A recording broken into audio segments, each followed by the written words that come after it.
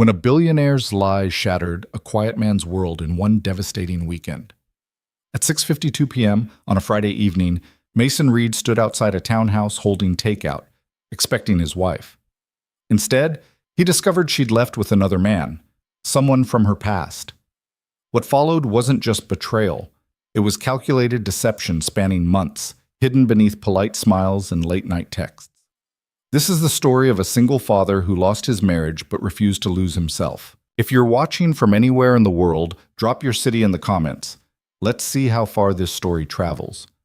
Hit that like button and stay until the end. The spring air carried the scent of blooming magnolias through the open car window as Mason Reed navigated the familiar streets of the suburban neighborhood.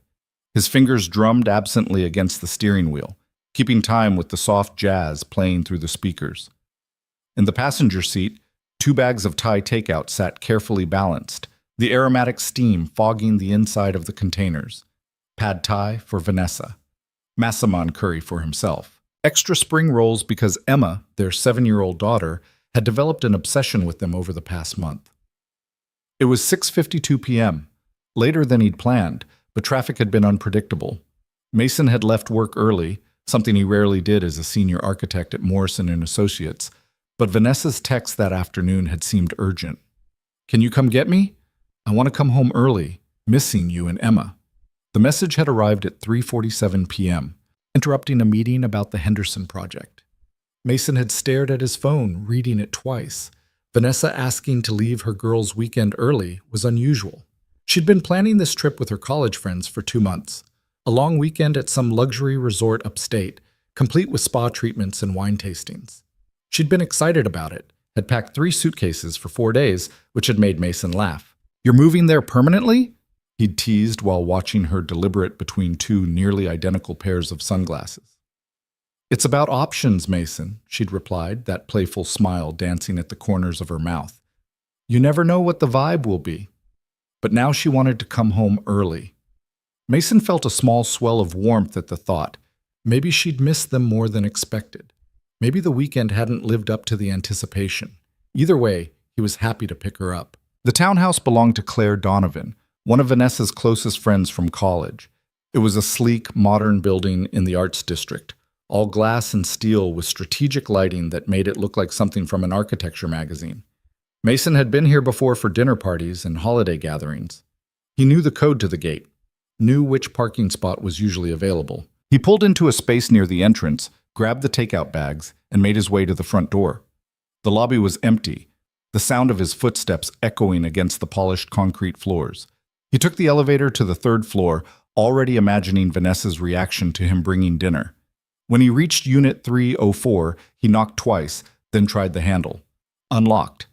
He pushed the door open, expecting to see Vanessa gathering her things, maybe Claire helping her pack. Instead, he found Claire standing alone in the living room, her arms crossed, her expression strained in a way that immediately triggered something in Mason's instincts.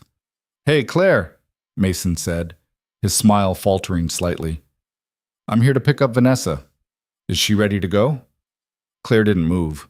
She stood there backlit by the floor-to-ceiling windows that overlooked the city, her silhouette rigid with an emotion Mason couldn't quite identify. Discomfort? Guilt? Fear? "Mason," she said, and her voice carried a heaviness that made his stomach tighten. "Vanessa isn't here." The takeout bag suddenly felt heavier in his hands.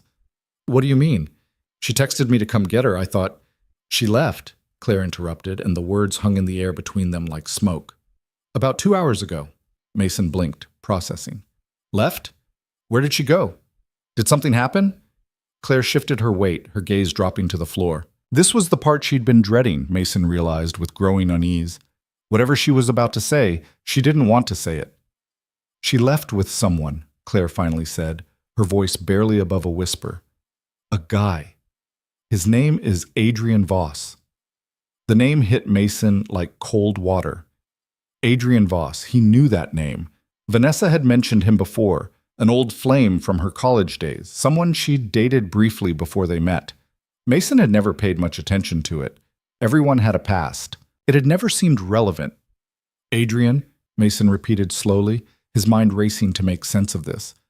"Why would she leave with him? I don't understand." Claire's composure cracked slightly. She pressed her fingers to her temple, a gesture of stress Mason had seen before. Mason, I don't know all the details, but they've been talking, meeting. She didn't tell me everything, but I know it's been going on for a while. The world seemed to tilt slightly. Mason set the takeout bags down on the nearby console table, needing both hands free to steady himself. Talking? What does that mean? And why didn't you tell me? I didn't know. Claire's voice rose with defensiveness. I mean, I knew they'd reconnected, but I thought it was just old friends catching up. I didn't know she'd actually leave with him like this. Mason's throat felt tight. Where did they go? I don't know. She just said she needed some time to figure things out, that she'd explain later. Figure things out, Mason echoed, the words tasting bitter. She's married. We have a daughter. What is there to figure out? Claire looked genuinely pained now. Mason, I'm so sorry. I shouldn't have covered for her. When you texted earlier asking if everything was okay, I should have told you then. But she's my friend and she begged me not to say anything. She said she'd handle it, that she'd talk to you herself. The mention of his earlier text sent a fresh wave of realization through Mason. He had texted Claire around noon, just a casual check-in because Vanessa hadn't responded to his good morning message. Claire had responded that everything was fine, that they were having a great time.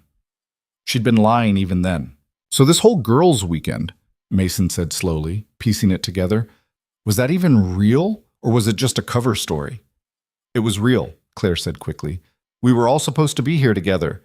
But Adrian showed up yesterday, and Vanessa, she changed. She started acting different, distant. This morning she told me she was leaving, and I tried to talk her out of it, but she left anyway, Mason finished, his voice hollow. The silence that followed was suffocating. Mason stood in that pristine living room with its designer furniture and abstract art, feeling like he'd stepped into an alternate reality where nothing made sense. His wife, his Vanessa, who kissed him goodbye every morning, who fell asleep with her head on his shoulder every night, who'd promised him forever 7 years ago, had left with another man. I should go, Mason said finally, his voice mechanical. He picked up the takeout bags again, though he had no idea why. Force of habit, maybe. Something to hold on to in a moment that felt increasingly unmoored. Mason, wait, Claire called as he turned toward the door. What are you going to do? He paused, one hand on the doorknob. I'm going to go home to my daughter, he said quietly, and then I'm going to wait for my wife to explain what the hell is happening. The drive home was a blur. Mason didn't remember most of it, just the sensation of moving through space, of traffic lights changing, of turns being made automatically, while his mind spun in circles. The takeout sat forgotten in the passenger seat, growing cold.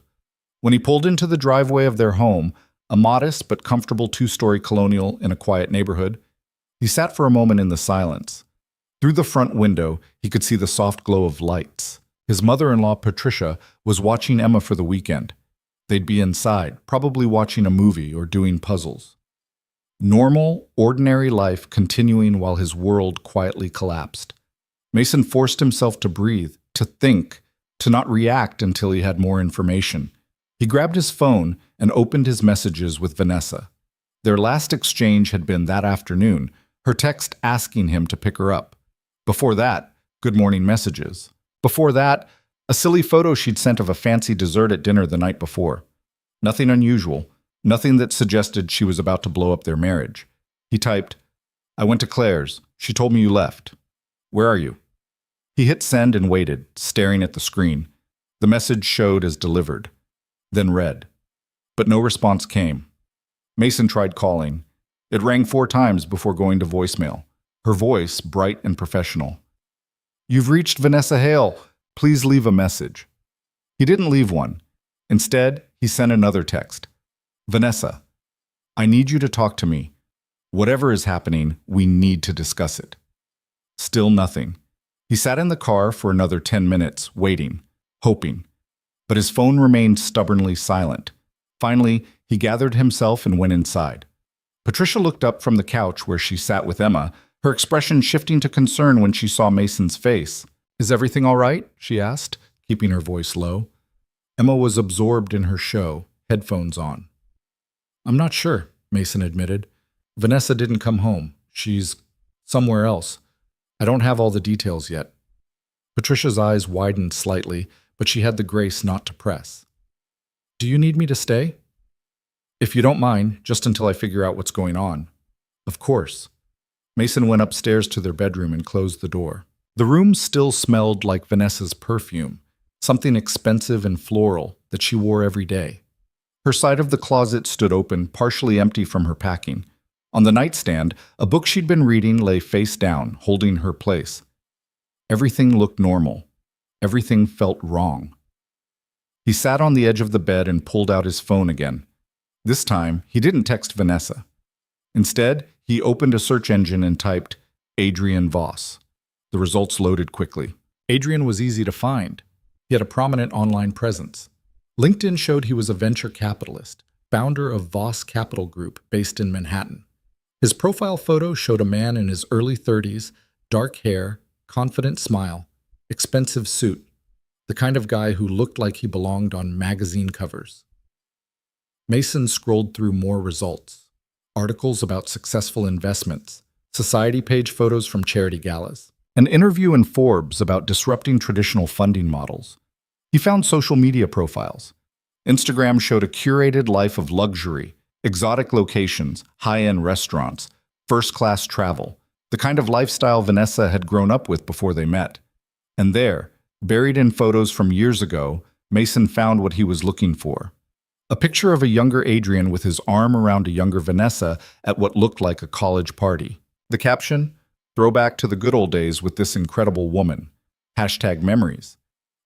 #college. #life. It had been posted 6 months ago. 6 months. Mason's jaw tightened. He scrolled further, looking for more connections, more clues. He found them. Comments between Adrian and Vanessa on each other's posts, likes on photos. Nothing overtly inappropriate, but enough to suggest an ongoing connection. How had he missed this? His phone buzzed. Finally, a message from Vanessa. "I'll explain when I'm back. I just need some time." Mason stared at the words, feeling something cold settle in his chest. Not anger yet, not heartbreak. Just a crystallizing clarity that felt almost detached. He typed back, "When will you be back?" "Monday." 2 more days. 2 days of waiting, of not knowing, of Emma asking where Mommy was. "Where are you?" he typed. No response to that one. Mason set his phone down and lay back on the bed, staring at the ceiling. The house was quiet except for the muffled sound of the TV from downstairs. Normal Friday evening sounds. But nothing about this was normal. His mind wouldn't stop working, turning over details, looking for signs he'd missed. Had Vanessa been distant lately? Had there been unexplained absences? Late nights at work that maybe weren't work at all? He thought back over the past few months, searching his memory with new eyes. There had been that conference in New York she'd attended in February. 3 days away? She'd said it was boring, that she'd mostly stayed in her hotel room working. Had she been with Adrian? The girls' night out in March that had run later than expected. She'd come home after midnight, apologetic, saying they'd lost track of time. Had that been a lie too? The new lingerie he'd found in her drawer last month, expensive, delicate, nothing like what she usually wore. She'd laughed when he'd asked about it, said she was treating herself, that she wanted to feel good. For whom, he now wondered. Mason sat up abruptly, unable to lie still. He went to Vanessa's side of the closet and started looking through her things, not sure what he was searching for, but unable to stop. Drawers, shelves, pockets of coats. In a shoebox on the top shelf, hidden behind winter scarves, he found something that made his breath catch. A small gift box, silver with a black ribbon. Inside, a Cartier bracelet, delicate, expensive, beautiful. Mason had never seen it before. He checked for a card, a receipt, anything that would explain it. Nothing. But the bracelet was new. The Cartier seal was still intact. Mason sat on the floor of the closet, holding the box, feeling the weight of what he'd found. This wasn't a gift from him. This wasn't something Vanessa would buy herself and hide. This was from someone else. From Adrian. His phone buzzed again. Another message from Vanessa. "Please don't do anything rash. We'll talk when I get home. I promise." Mason almost laughed at the absurdity. Don't do anything rash. as if he was the one who'd just abandoned his family for a weekend with an ex-lover. He typed back, "Are you with him? With Adrian?" The response took longer this time. Mason watched the three dots appear and disappear several times before the message finally came through. "It's complicated. 2 words. That's all she was willing to give him. It's complicated." Mason set his phone aside and stood up. His hands were shaking slightly, not from fear or sadness, but from something else, something colder. A kind of focused clarity was descending over him, pushing aside the initial shock. If Vanessa wanted to play it this way, fine, but he wasn't going to sit here passively waiting for her to decide when and how to explain herself. He went to his laptop and opened it on the bed. Years of being an architect had taught him to think systematically, to look for patterns, to investigate details others might miss. Those skills weren't just useful for buildings. He started with their joint credit card statements, going back 6 months. Vanessa handled most of their personal finances, managed their accounts. He'd never had reason to look closely before. He did now. February, charges in Manhattan during the conference. Hotel, restaurants, nothing unusual, but also a charge at a boutique hotel different from the conference hotel. 2 nights, $800 per night. Why would she need a different hotel? March, multiple rideshare charges to an address in the city. Mason looked up the address. A luxury apartment building. He cross-referenced with Adrian's social media. That was Adrian's building. April. More charges, dinners at expensive restaurants. A weekend trip to Vermont she'd said was for work. But the charges showed a couple's spa package at a romantic inn. The evidence was damning, systematic, deliberate. This wasn't a spontaneous moment of weakness. This wasn't a confused emotional mistake. This was a months-long affair, carefully hidden, consciously maintained. Mason felt something inside him shift, not breaking, settling, hardening into certainty. His phone rang. Vanessa. He almost didn't answer, but some part of him needed to hear her voice, needed to understand how she could sound normal while doing this. "Mason," she said when he picked up. Her voice was soft, almost tender, like nothing had changed, like she wasn't currently away with another man. "I'm so sorry for leaving like that. I know this is confusing." "Confusing," Mason repeated, his voice flat. "That's one word for it. I know you have questions. I'll answer them all when I'm back. But I need you to trust me right now. I need some time to work through some things." "Work through what exactly? Our marriage? Our life together? Whether you want to be Emma's mother?" "Don't," Vanessa said, and now there was an edge to her voice. "Don't make this about Emma. She has nothing to do with this." "She has everything to do with this."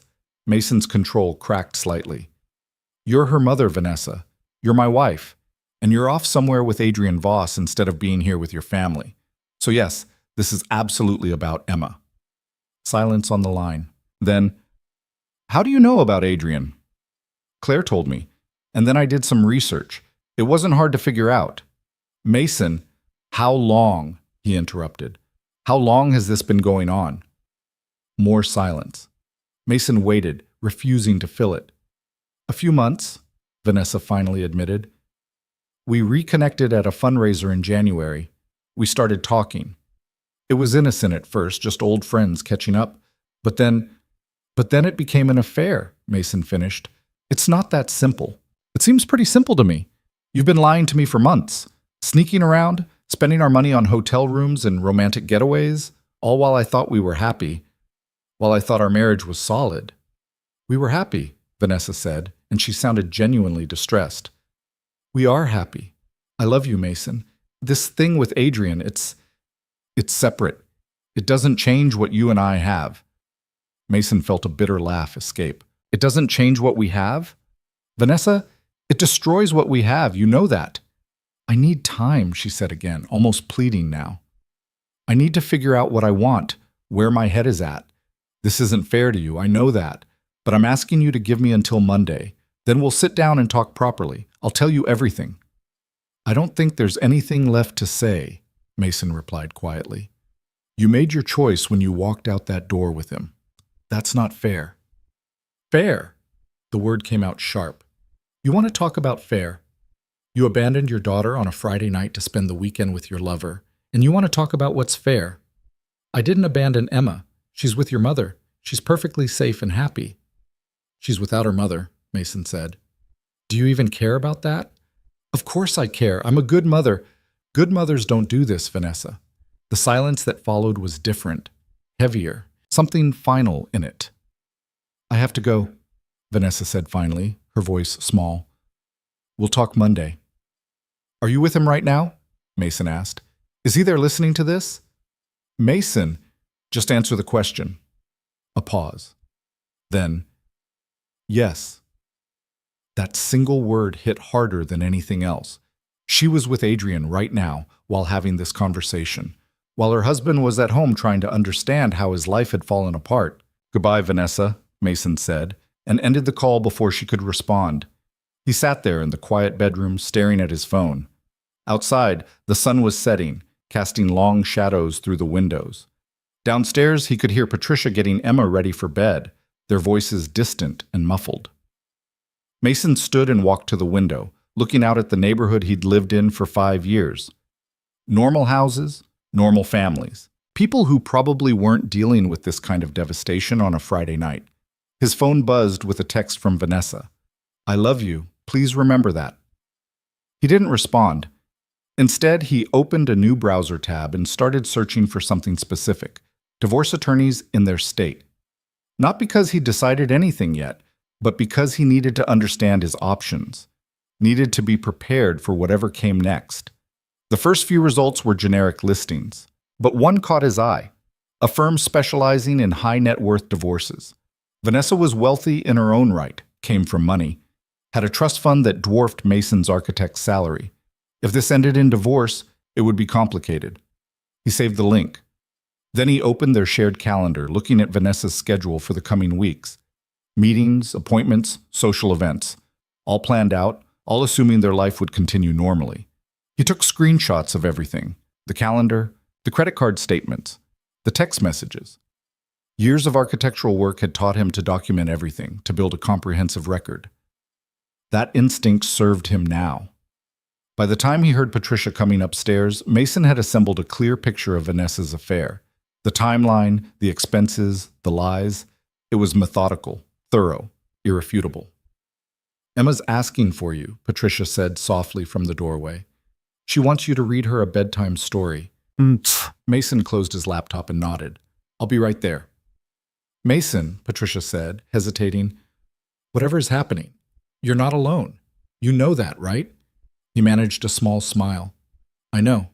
Thank you.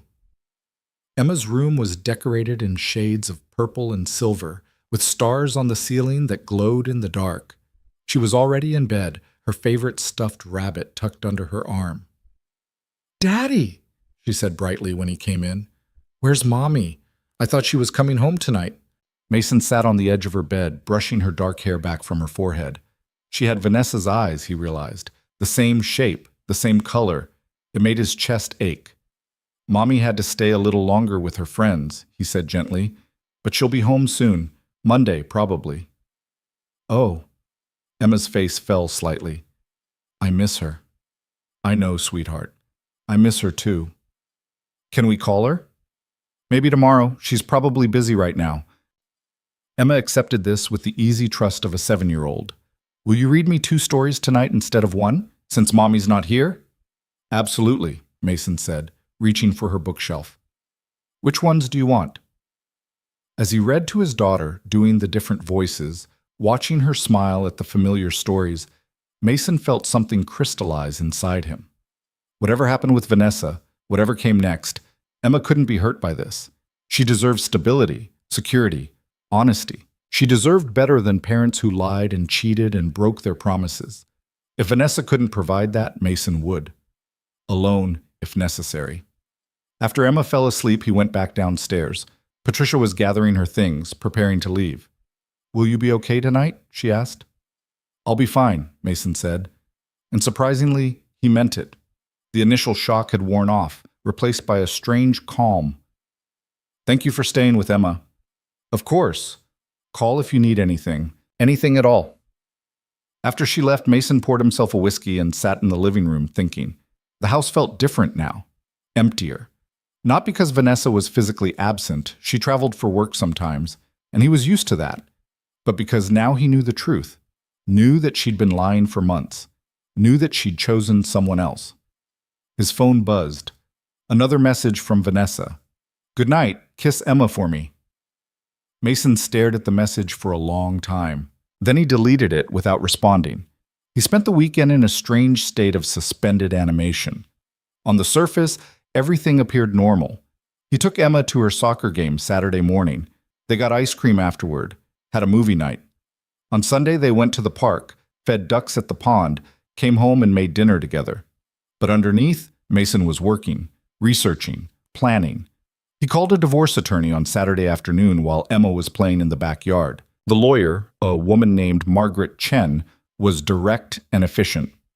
"Based on what you're telling me," she said, "you'd likely be in a strong position. Documented affair, financial infidelity, abandonment of parental duties, but I'd need to see everything to give you proper advice."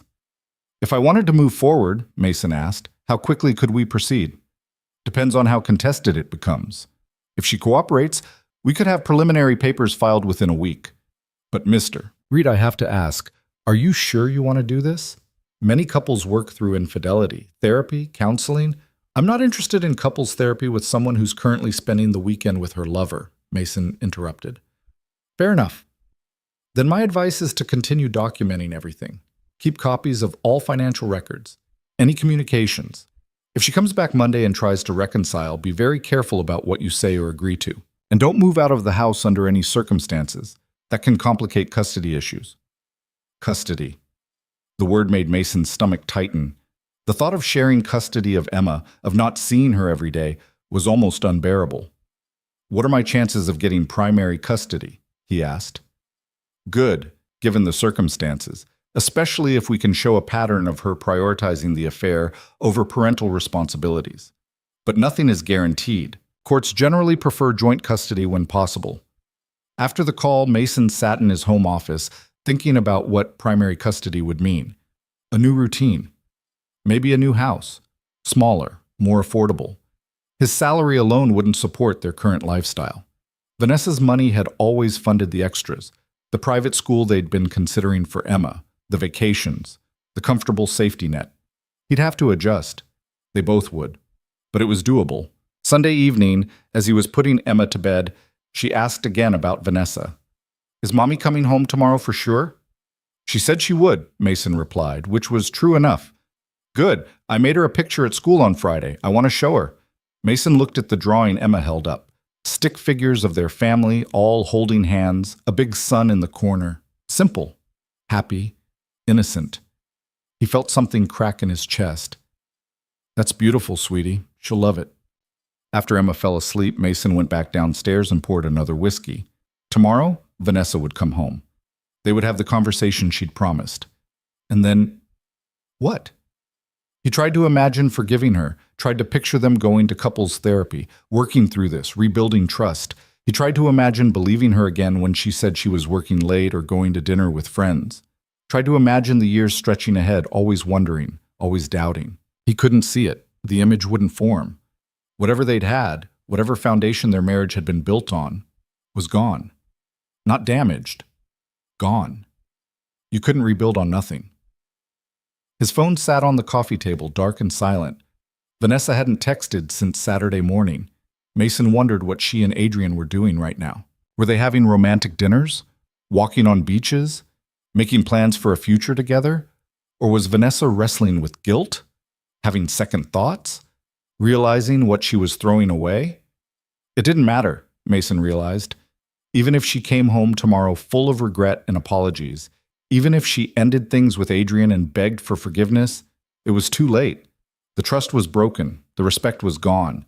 You couldn't build a marriage on someone's guilt-driven decision to come back. Around midnight, exhausted but unable to sleep, Mason opened his laptop one more time. He pulled up the documentation he'd been building all weekend. Financial records, screenshots, timelines, a clear, comprehensive picture of Vanessa's betrayal. He also drafted an email to Margaret Chen, the attorney. Subject line: moving forward with divorce proceedings. He didn't send it. Not yet. But it sat there in his drafts, ready. Tomorrow would bring answers. Tomorrow, Vanessa would come home and they would talk. And tomorrow, Mason would make decisions about the rest of his life. But tonight, sitting alone in the house they'd bought together, filled with the life they'd built together, Mason allowed himself to feel the full weight of what he was losing. Not just a wife, but a future he'd believed in, a partnership he'd trusted. The simple certainty that someone had his back.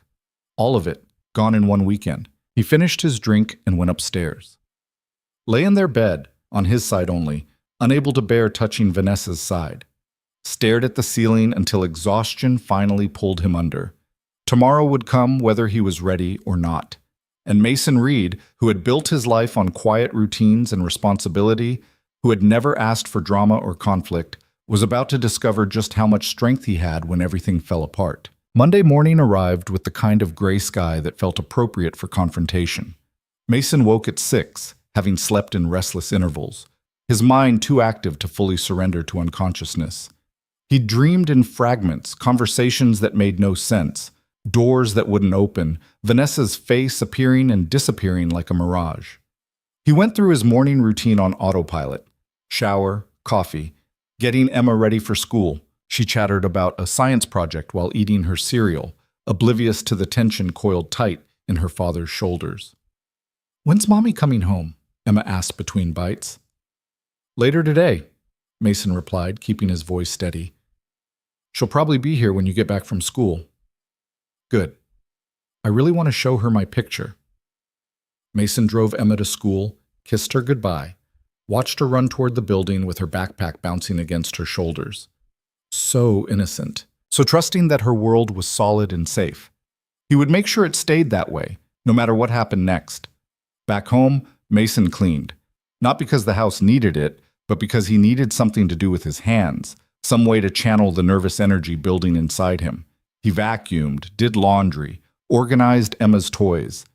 Anything to keep moving, to prevent his mind from spinning in circles. Around 10, his phone buzzed with a message from Vanessa. "Landing at noon. I'll come straight home." "Can we talk alone? Maybe Patricia can pick up Emma from school?" Mason stared at the message. Even now, even after everything, she was making requests, arranging things to her convenience. He typed back, "Patricia will get Emma. I'll be here." The morning crawled by.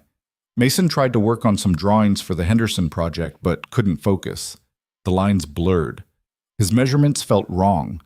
He finally closed his laptop and sat in the living room, waiting. At 1:15 p.m., he heard a car in the driveway. His pulse quickened despite his efforts to stay calm. Through the window, he watched Vanessa emerge from a black car. Not their car, probably a rideshare. She wore casual clothes, jeans, and a sweater, her hair pulled back in a ponytail. She looked tired. Good, Mason thought. She should be tired. The front door opened. Vanessa stepped inside, pulling her small suitcase behind her. When she saw Mason sitting on the couch, she stopped, her hand still on the door handle. "Hi," she said softly. Mason didn't stand, didn't move, just looked at her with an expression he kept deliberately neutral. "Close the door." She did, leaving her suitcase by the entrance. For a moment, she just stood there, uncertain. This version of Vanessa, hesitant, unsure, was unfamiliar. She was usually confident, decisive, always knowing exactly what to say and how to say it. "Can I sit?" she asked. "It's your house, too." She flinched slightly at the coldness in his tone, but moved to the armchair across from him, not the couch beside him. Some instinct told her that proximity wasn't welcome right now. "Mason, Before you start," Mason interrupted, his voice quiet but firm. "I need you to understand something. I'm not interested in excuses. I'm not interested in how confused you were or how complicated your feelings are. I want the truth. Complete, unfiltered truth. Do you understand?" Vanessa nodded, her hands clasped tightly in her lap. "Okay. How long has this been going on? And don't say a few months. I want specifics." She took a breath. "We reconnected in January at the Grayson Foundation Gala. I was there representing the company, and Adrian was there with some clients. We started talking, and it was like no time had passed. We exchanged numbers, said we should get coffee sometime." "And did you?" Mason asked. "Get coffee?" "Yes. In February. Just once, initially. We talked about old times, about our lives now. It was innocent, I swear. Just two old friends catching up. When did it stop being innocent? Vanessa's gaze dropped to her hands. Late February, he asked me to dinner. A real dinner, not just coffee. I should have said no. I knew what it meant when he asked. But I said yes. Why? I don't know, she whispered. I was curious, maybe, flattered. You and I, we'd fallen into such a routine. Everything was predictable, safe. And Adrian represented this other life, this other version of who I could have been. Mason felt something twist in his chest. So our stability, our normal life, that wasn't enough for you. That's not what I meant. Then what did you mean, Vanessa? Because it sounds like you were bored with me. With us. With the life we built together. I wasn't bored with you, she said, finally meeting his eyes. I love you, Mason. That was never the question. You have a strange way of showing love, he said dryly. Sneaking around, lying, spending our money on hotels for your affair. Her face paled. You know about the hotels. I know about everything. The hotels, the apartment visits, the trip to Vermont you said was for work. I went through our credit card statements, Vanessa. I saw it all. She closed her eyes briefly, a gesture of someone accepting the inevitable. I never meant for it to go this far. That first dinner, I thought it would be a one-time thing, a nice evening with an old friend. But then we kept talking, kept meeting, and it became more. When did you sleep with him? The question hung in the air like a blade. Vanessa's silence was answer enough. When? Mason repeated, his voice harder now. March, she finally said. After one of our dinners. I had too much wine. We went back to his place and it just happened. It just happened, Mason echoed bitterly. Like you tripped and fell into his bed. I know how it sounds. Do you? Do you understand how it sounds to hear that my wife accidentally had sex with her ex-boyfriend? That it just happened like some unavoidable accident? Vanessa's composure cracked. Tears spilled down her cheeks. I'm sorry. I'm so sorry, Mason. I never wanted to hurt you. But you did it anyway, he said flatly. You made a choice. Multiple choices. Every time you met him, every time you lied to me about where you were going, every time you came home and pretended everything was normal, those were choices. I know. And this weekend? That was a choice too. You chose to leave with him instead of coming home to your family. He said he had to talk to me, that it was important. He wanted to discuss us, our future.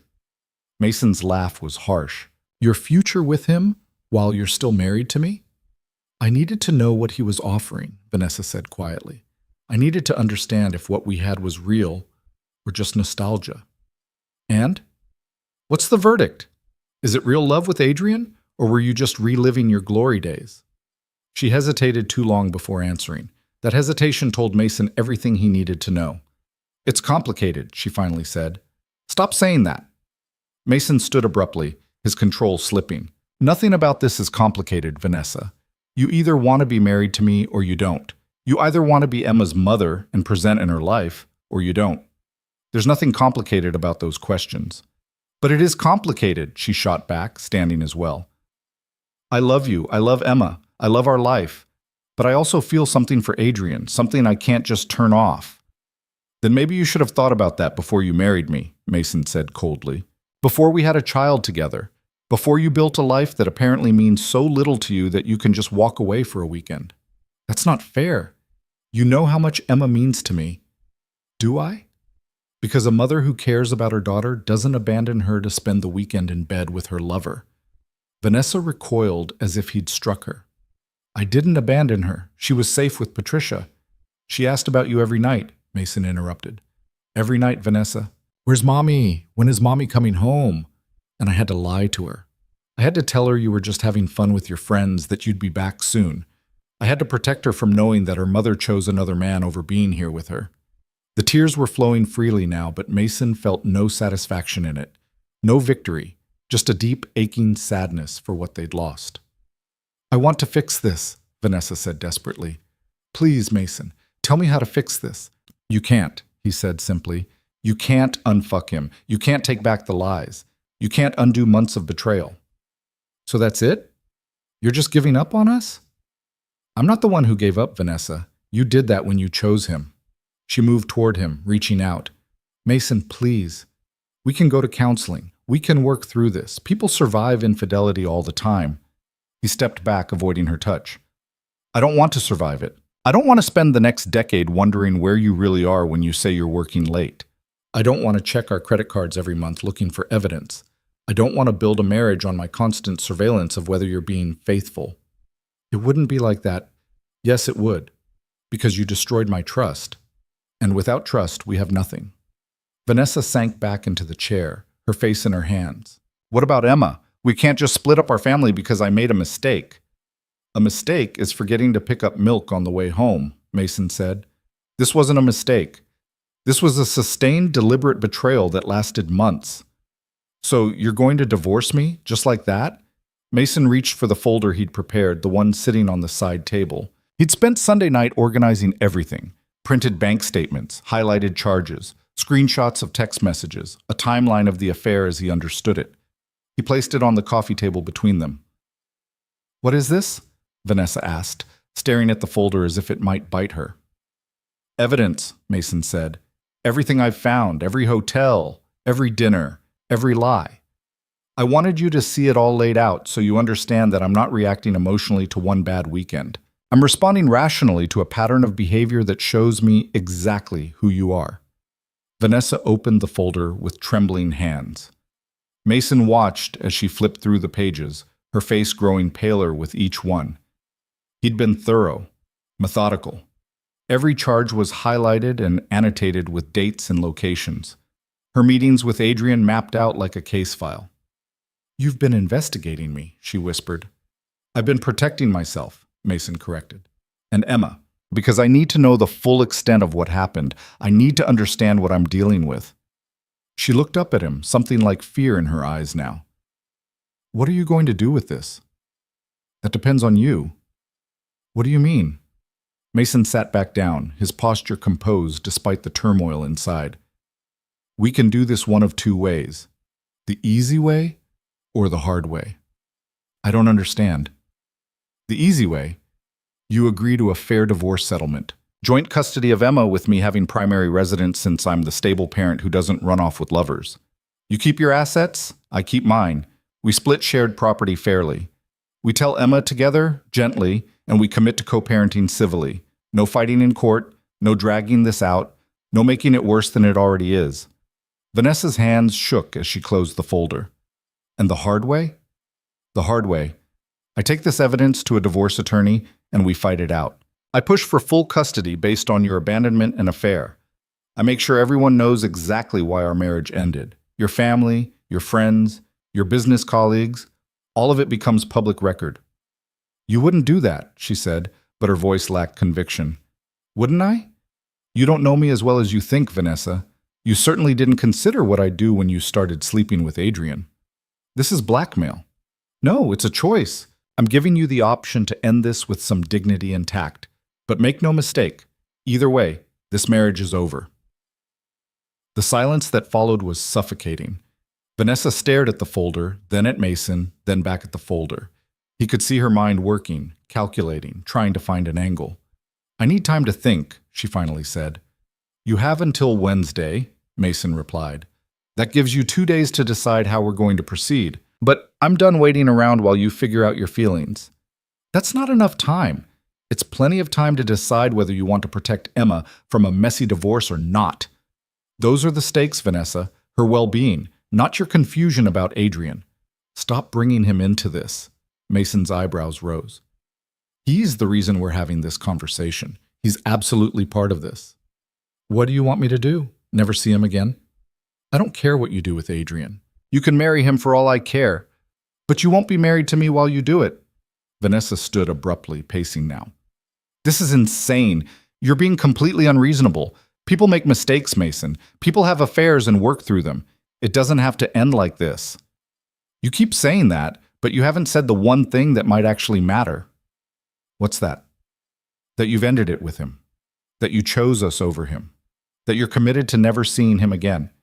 Mason paused, watching her carefully. Can you say that, Vanessa? She opened her mouth, closed it, looked away. And in that moment, Mason knew. She couldn't say it because it wasn't true. That's what I thought, he said quietly. It's not that simple.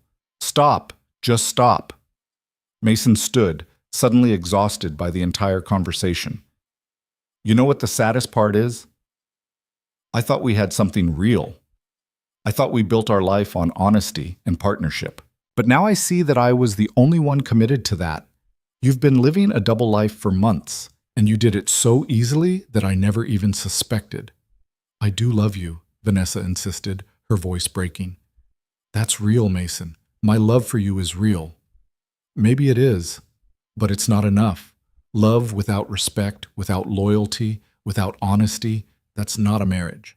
That's just two people sharing space while one of them does whatever they want. So you're just done? After 7 years, you're just going to throw it all away? Mason felt anger flare hot in his chest. I'm not throwing anything away. You already did that. I'm just refusing to pretend it didn't happen. His phone buzzed. A text from Patricia. Picked up Emma. Taking her for ice cream, then bringing her home in an hour. How are you holding up? He texted back. Fine. See you soon. Vanessa had seen him check his phone. Is that about Emma? Patricia's bringing her home in an hour, so whatever else we need to discuss, we need to finish it before then. I won't have her walking into the middle of this. What are we going to tell her? The truth, eventually. But not today. Today you're going to pretend everything is normal. You're going to look at her picture and tell her it's beautiful. You're going to make her dinner and help with homework and put her to bed. You're going to be her mother for one more normal evening before her world changes. And tomorrow? Tomorrow, you move into the guest room. We tell Emma that we need some space to work through some grown-up problems. Kids understand that. It doesn't have to be traumatic. Mason, please. I'm not asking, Vanessa. This is how it's going to be. You want time to think? Fine. But you'll do it from the guest room, not from our bed. She looked stricken, but something in his expression must have told her that arguing was pointless. Okay, she whispered. I'll move my things. Not now, after Emma goes to bed. I don't want her seeing you packing. Vanessa nodded numbly. She looked smaller somehow, diminished. The powerful, confident woman who ran board meetings and closed business deals had been replaced by someone uncertain and lost. Mason almost felt sorry for her. Almost. I need to ask you something, he said, and I need you to be completely honest. What? Do you love him? Adrian, do you actually love him, or is this just about ego and excitement? Vanessa was quiet for a long moment. When she spoke, her voice was barely audible. I don't know. That's the problem, Mason said. You're willing to destroy our family for something you're not even sure about. You're willing to break Emma's heart, to throw away 7 years for a feeling you can't even name. It's not that simple. Yes, it is. You're just too caught up in your own drama to see it clearly. The sound of a car in the driveway interrupted them. Through the window, Mason saw Patricia's sedan pulling up, Emma already unbuckling her seatbelt. She's here, Mason said. Put yourself together. And Vanessa, if you make this harder on her than it needs to be, I will take that evidence to the best divorce attorney in the state, and I will fight you for everything. Do you understand? Vanessa wiped her eyes quickly, trying to compose herself. I understand. The front door burst open and Emma ran in, her face bright with excitement. Daddy, Grandma Patricia got me chocolate chip, and I got a sticker. Mason crouched down, catching her in a hug. That sounds perfect, sweetie. Emma pulled back, noticing Vanessa standing there. Her face lit up even more. Mommy, you're home. Vanessa's smile was genuine, if fragile. Hi, baby. I missed you so much. Emma ran to her mother, hugging her tight. I made you a picture. Want to see it? Absolutely. Show me everything. Mason watched them together, his daughter chattering excitedly, his wife listening with practiced attention. To anyone watching, they looked like a normal family. Happy. Whole. No one would guess that everything was falling apart beneath the surface. Patricia caught Mason's eye from the doorway, a question in her expression. He gave a small shake of his head. Not now. Later. The rest of the evening passed in a surreal pantomime of normalcy. Vanessa made pasta for dinner, Emma's favorite. They ate together at the table, Emma filling the silence with stories about school and her friends. Mason and Vanessa spoke when necessary, maintaining the illusion, their polite exchanges revealing nothing of the devastation between them.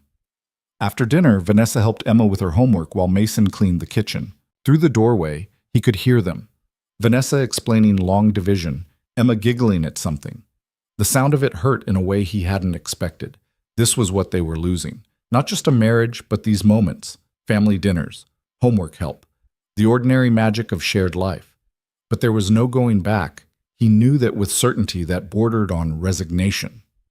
At 8, Mason read Emma her bedtime story while Vanessa stood in the doorway, watching. When Emma finally drifted off to sleep, they both retreated to the hallway. "I'll get my things," Vanessa said quietly. Mason nodded and went downstairs, giving her privacy. He sat in the living room, listening to the sounds of movement above, drawers opening, hangers sliding, the soft thud of items being moved. 20 minutes later, Vanessa came down with an armful of clothes and toiletries. She'd been crying again. Her eyes were red and puffy. "I'll need to get more tomorrow," she said. "When Emma's at school." "That's fine." She hesitated at the bottom of the stairs. "Mason, I really am sorry. For all of it. I know you don't believe me, but it's true." "I believe you're sorry," Mason said. "I just don't think sorry is enough." She nodded slowly and turned toward the guest room. Mason waited until he heard the door close before going upstairs himself. Their bedroom felt different now, emptier. He lay in bed, staring at the ceiling, thinking about everything that had happened and everything that was still to come. His phone buzzed. A message from Margaret Chen, the divorce attorney, checking in. How did the conversation go? He'd emailed her Sunday night, briefing her on the situation. She'd responded quickly, professional and efficient. Mason typed back. "She's thinking about how to proceed. I gave her until Wednesday to decide between amicable or contested. Good strategy. Maintain documentation of everything. And if she leaves the house at any point, note when and for how long. Understood." He set his phone aside and closed his eyes, but sleep was elusive. His mind kept replaying the conversation, analyzing every word, every expression, looking for something he might have missed, some sign that reconciliation was possible. But he came back to the same conclusion every time. It was over. The marriage he'd believed in didn't exist anymore. Maybe it never had. Maybe Vanessa had always been capable of this, and he'd just been too trusting to see it.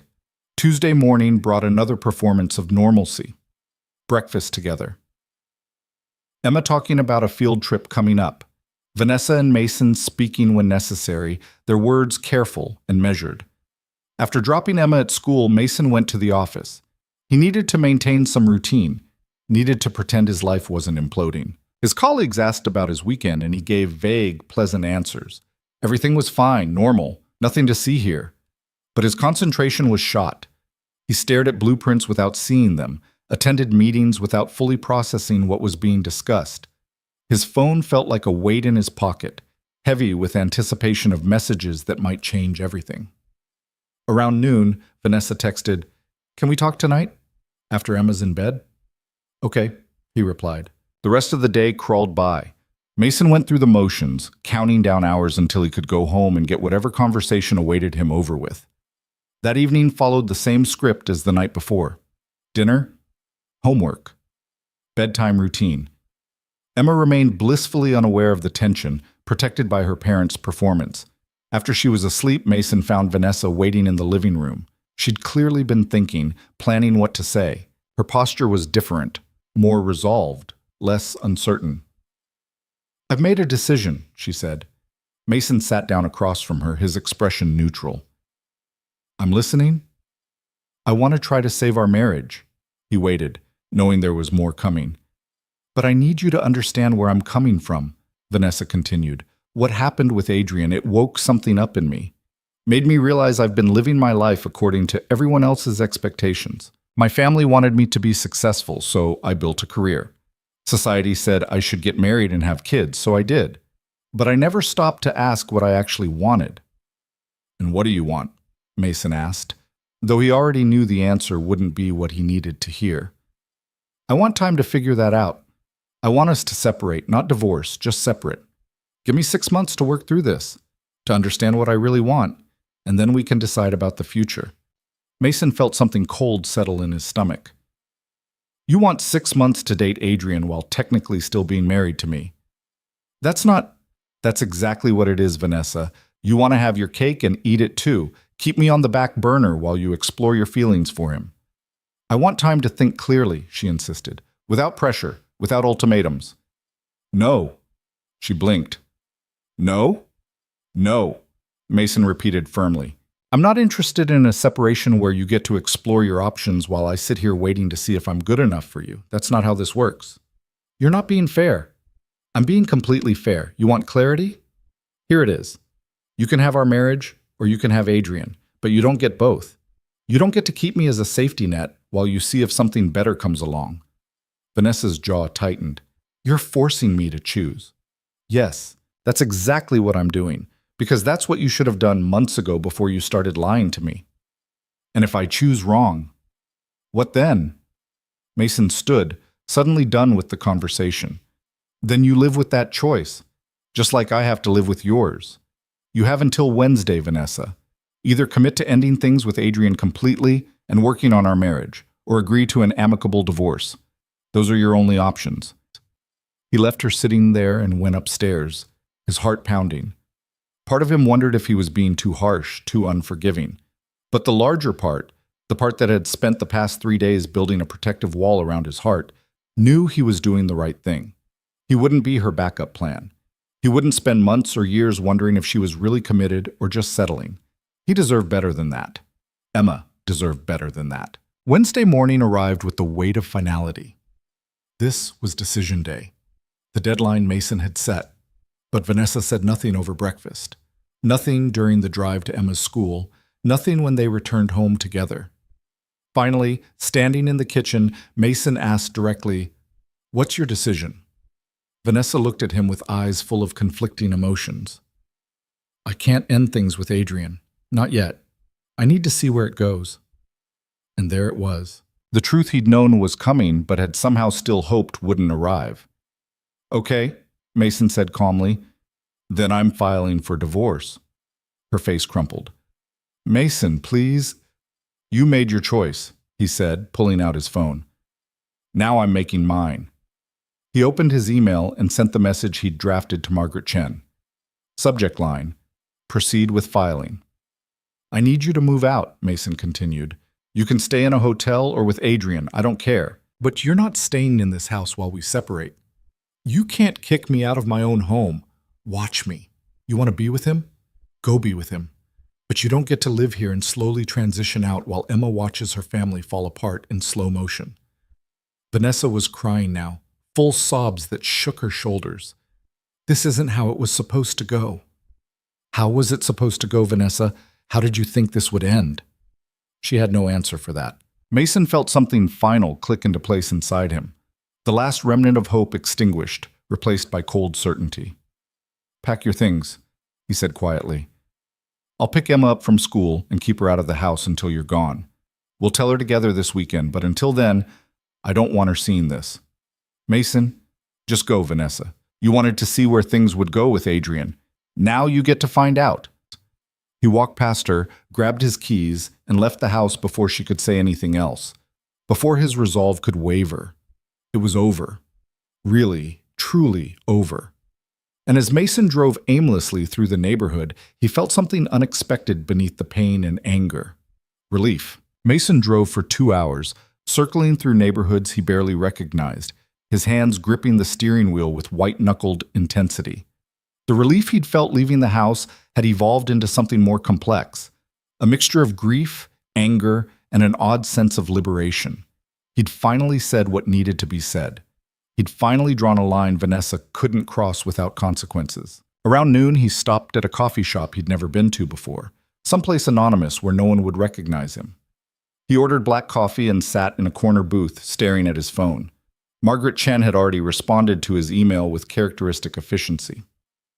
"Excellent. I'll have preliminary papers drafted by end of day Thursday. Can you come to my office Friday morning to review and sign? Also, has she moved out yet?" Mason typed back, "Friday works. I'm giving her today to pack and leave. I'll confirm once she's gone." "Good. Document everything. When she leaves, what she takes, any communications. Keep records of all interactions regarding Emma. Understood. He set his phone down and stared out the window at people passing by. Normal people having normal days, a couple holding hands, a mother pushing a stroller, a businessman talking animatedly on his phone. None of them knew that Mason's entire life was being dismantled, piece by piece. His phone buzzed. Vanessa, I'm packing now. I'll be gone by 3. We need to talk about how to tell Emma. Mason didn't respond immediately. Instead, he finished his coffee and ordered another, thinking about how to handle the conversation with his daughter. How did you tell a 7-year-old that her family was breaking apart? That mommy and daddy wouldn't be living together anymore? Finally, he typed, "We'll tell her together this weekend, Saturday morning. That gives you time to find a place to stay and gives me time to prepare. Okay? Where should we do it?" "Here, at the house. Her home. She needs to feel safe when we tell her." "Mason, I'm so sorry. I never wanted it to end like this." He stared at those words for a long moment before responding. "But you wanted it to end. You just wanted it to end on your terms, with me waiting around while you figured out your feelings. That was never going to happen." No response came back. Mason pocketed his phone and left the coffee shop, driving toward Emma's school. He arrived 40 minutes early and sat in the parking lot, watching other parents arrive, collecting their children, driving away to intact families and uncomplicated evenings. When Emma finally emerged from the building, backpack bouncing against her shoulders, she spotted his car and ran over with her usual enthusiasm. Mason forced a smile as she climbed into the back seat. "How was school, sweetheart?" "Good. We learned about the solar system. Did you know Jupiter has 79 moons?" "I did not know that. That's amazing." "And Mrs. Henderson said we're going to build model planets next week. Can you help me with mine?" "Absolutely. We'll make the best Jupiter anyone's ever seen." Emma chattered on about her day while Mason drove, taking the long route home to give Vanessa more time. He stopped at the park, suggesting they feed the ducks. Emma was delighted, racing ahead to the pond while Mason followed at a slower pace, his phone heavy in his pocket. At 3:15, another message from Vanessa. "I'm gone. Took what I need for now. I'll get the rest later. I'm staying at the Riverside Hotel downtown, room 412 if you need to reach me." Mason felt something tighten in his chest. She hadn't gone to Adrian, at least not immediately. That was something, though he wasn't sure what. He typed back. "Okay. Saturday at 10. Be here." "I will. Can I say goodnight to Emma tonight? Video call?" Mason considered refusing out of spite, but knew that would only hurt Emma. "Fine. Call at 8. They stayed at the park until the sun began to set, Emma throwing bread to the ducks while Mason sat on a bench watching her. So innocent, so unaware that her world was about to change in ways she couldn't possibly understand yet. When they finally returned home, the house felt different, emptier. Vanessa's absence was palpable. Missing shoes by the door, an empty hook where her jacket usually hung, the bathroom counter clear of her products. Emma noticed immediately. "Where's Mommy's stuff?" Mason's heart clenched. He'd hoped for a few more days before having to address this, but Emma was observant. "Mommy had to go stay somewhere else for a little while," he said carefully. "She has some work things to take care of." "But her toothbrush is gone. And her bathrobe."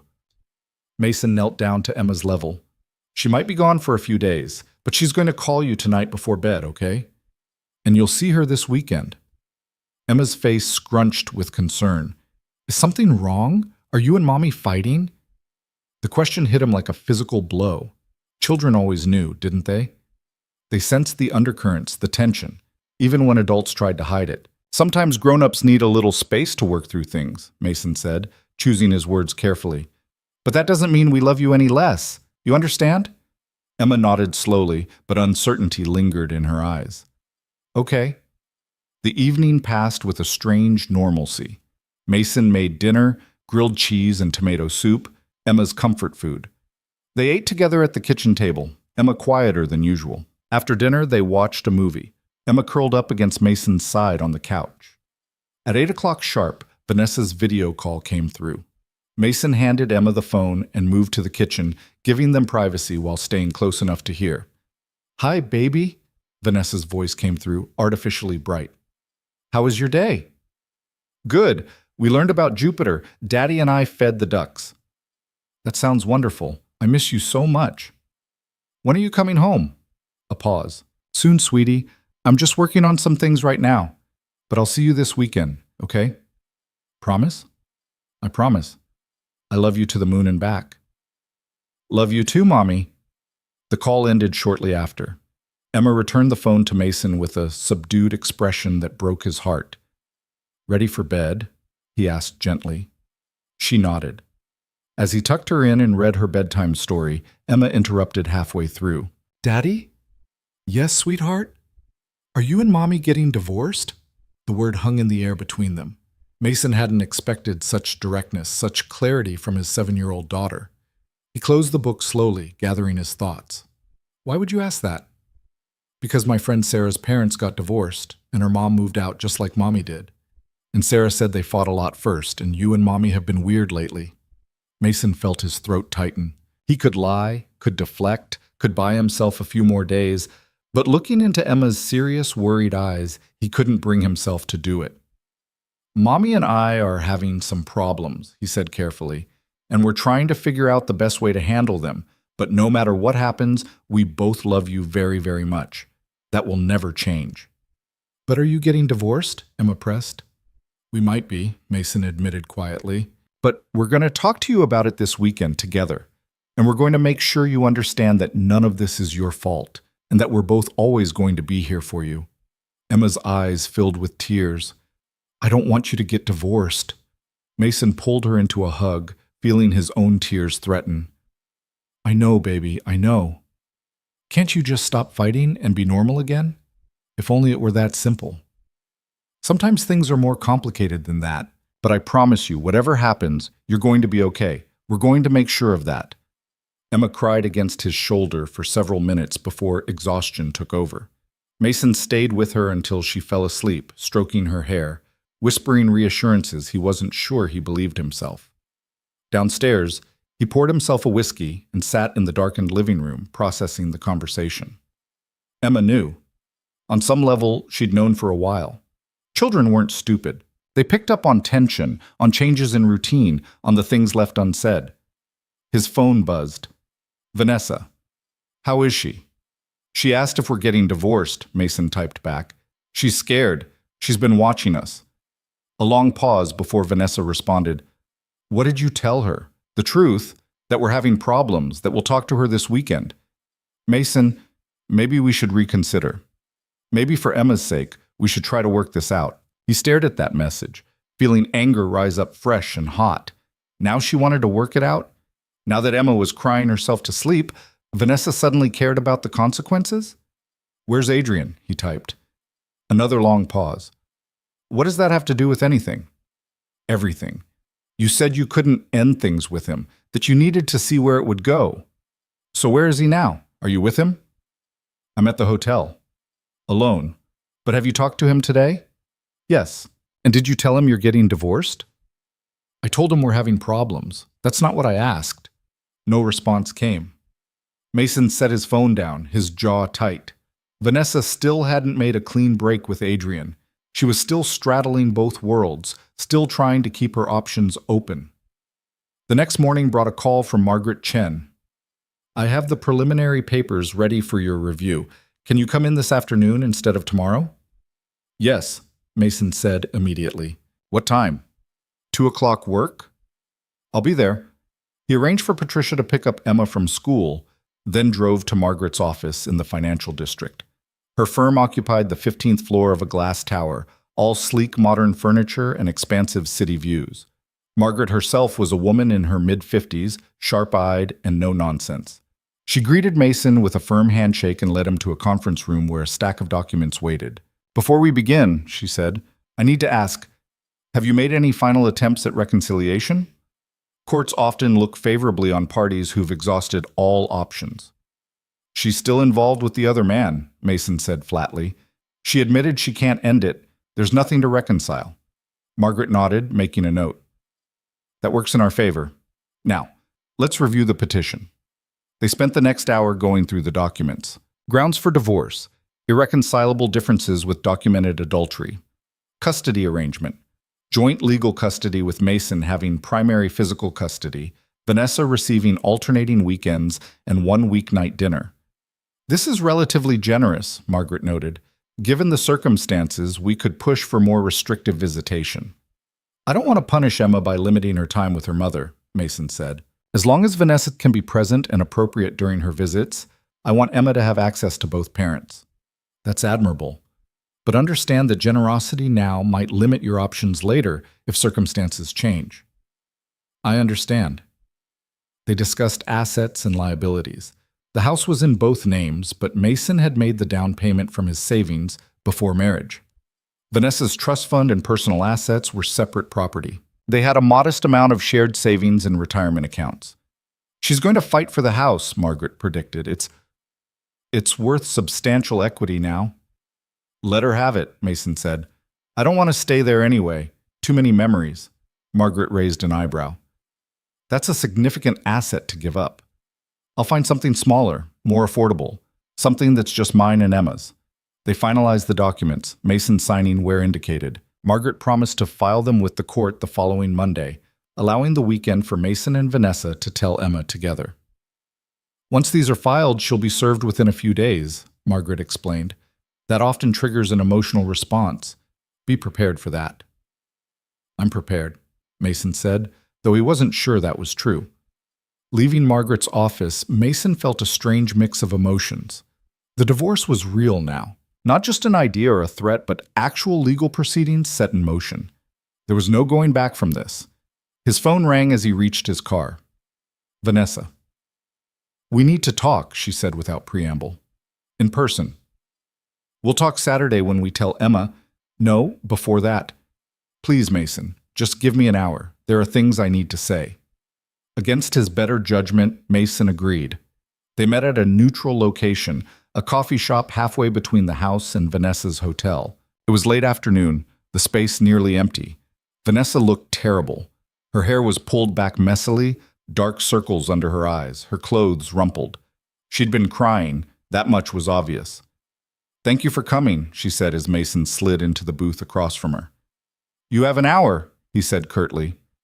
What do you want to say? Vanessa took a shaky breath. I ended it with Adrian. I called him this morning and told him it was over. Mason felt nothing. No relief, no satisfaction. Just a hollow acknowledgement of information received. Okay. That's it? Just okay? What do you want me to say, Vanessa? Congratulations on doing what you should have done months ago? I want you to consider giving us another chance, she said desperately. I made a terrible mistake. I know that now, but I've ended it completely. I'm committed to our marriage, to our family. Can't we try to work through this? You told me 3 days ago that you couldn't end things with him, that you needed to see where it would go. What changed? Vanessa's eyes filled with tears. Reality changed.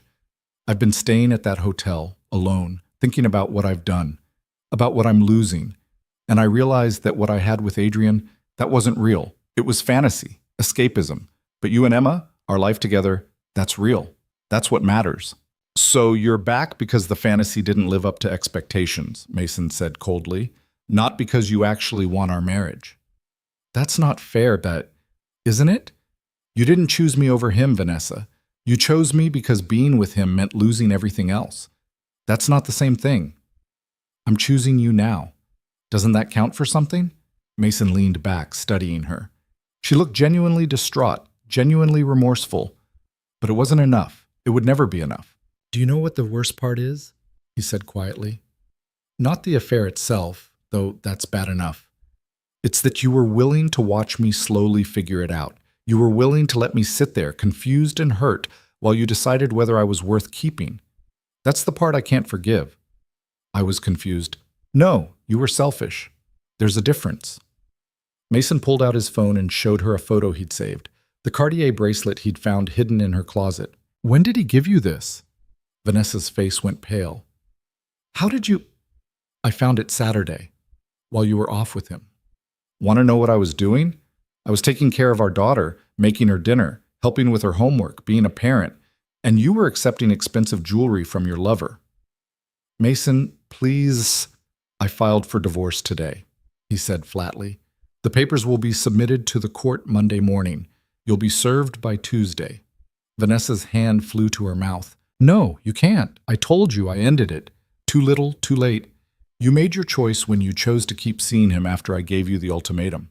Everything after that is just damage control. Think about Emma, Vanessa pleaded. Think about what a divorce will do to her. I'm thinking about Emma. I'm thinking about raising her to believe she deserves honesty and respect in her relationships. I'm thinking about showing her that it's better to be alone than to stay with someone who betrays you. That's what I'm thinking about. You're being cruel. I'm being honest, something you should try. Vanessa slumped in her seat, defeated. What about Saturday? Are we still telling her together? Yes.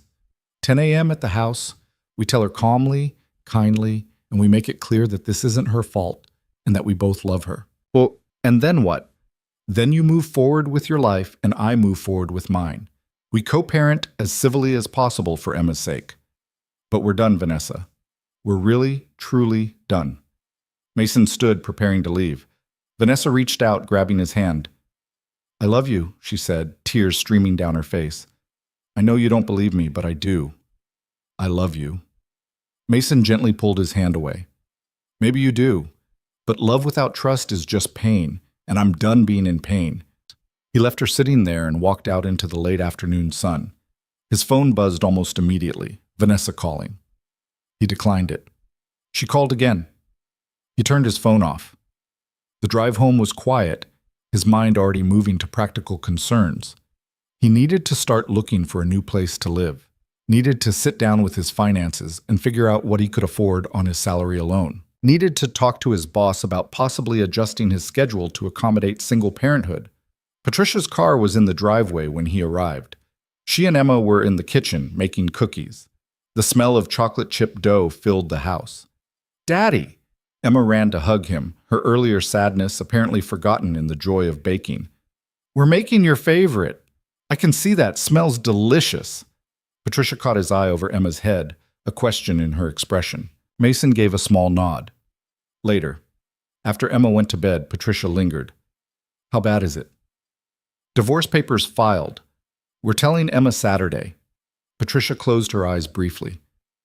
I'm so sorry, Mason. I knew Vanessa had her flaws, but I never thought she'd do something like this. Neither did I. What do you need? How can I help? Just be here for Emma. She's going to need stability, consistency, familiar faces. Of course, anything. After Patricia left, Mason poured another whiskey and sat on the back porch, staring at the dark yard. Somewhere out there, Vanessa was alone in a hotel room, dealing with the consequences of her choices. Somewhere else, Adrian was probably confused about why his relationship had suddenly ended. Mason felt a grim satisfaction in that. Let them both struggle with the fallout. He'd been struggling alone for days while they enjoyed their fantasy. Now reality had arrived, and it wasn't kind. Friday passed in a blur of work and logistics. Mason met with his boss, explained the situation in broad terms, and arranged for a more flexible schedule starting next week. He called a real estate agent about finding a smaller house or apartment. He opened a separate bank account, beginning the process of financial separation. Every action felt like a small death. The death of the future he'd imagined, the life he'd planned. But it also felt necessary. Forward movement, however painful, was better than staying trapped in limbo. Friday evening, he took Emma out for pizza. She seemed to sense something significant was coming, her usual chattiness replaced by quiet observation. Are you okay, Daddy? She asked over slices of pepperoni. I'm okay, sweetheart. Tomorrow's going to be a big day, though. Mommy's coming over, and we need to have an important talk with you. About the divorce? Mason's heart clenched. Yes, about some changes that are going to happen. But I want you to know that no matter what we tell you tomorrow, you're loved. So loved by both of us. Emma nodded solemnly. Will I still live here? Yes. This is your home. That won't change. And I'll still see Mommy? Absolutely. You'll see her all the time. Okay. Emma returned her attention to her pizza, apparently satisfied with these answers for now. But Mason knew tomorrow's conversation would bring harder questions, deeper fears. That night, lying in bed, Mason rehearsed what he'd say. How to explain divorce to a 7-year-old without destroying her sense of security. how to be honest without oversharing, how to protect her from the ugly details while still preparing her for the changes ahead. There was no perfect script for this, no manual that would make it hurt less. All he could do was be honest, be kind, and be present. Saturday morning dawned clear and cold. Mason woke early, unable to sleep past 6 despite his exhaustion. He made coffee, reviewed his mental notes for the conversation, and tried to prepare himself emotionally for what was coming. Emma woke at 8, unusually subdued. She came downstairs in her pajamas and curled up on the couch next to Mason without speaking. "You ready for this?" he asked gently. "I guess so. It's going to be okay. I promise." At 9:45, Mason heard a car in the driveway. Through the window, he watched Vanessa emerge, looking as tired and stressed as he felt.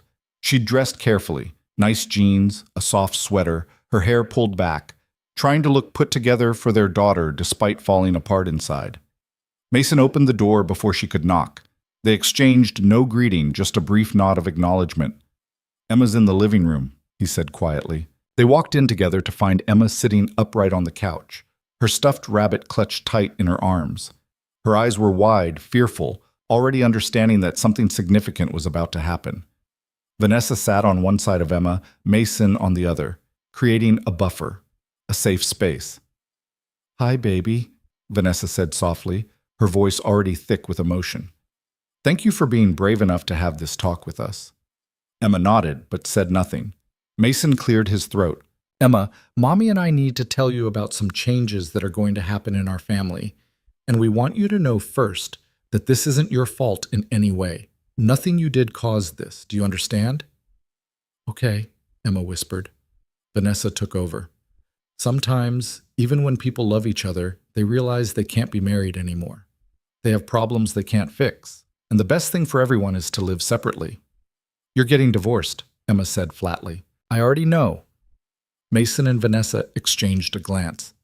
"Yes," Mason confirmed. "We are. And we know that's scary and sad, and it's okay to feel those feelings." Emma's eyes filled with tears. "Why can't you just fix the problems?"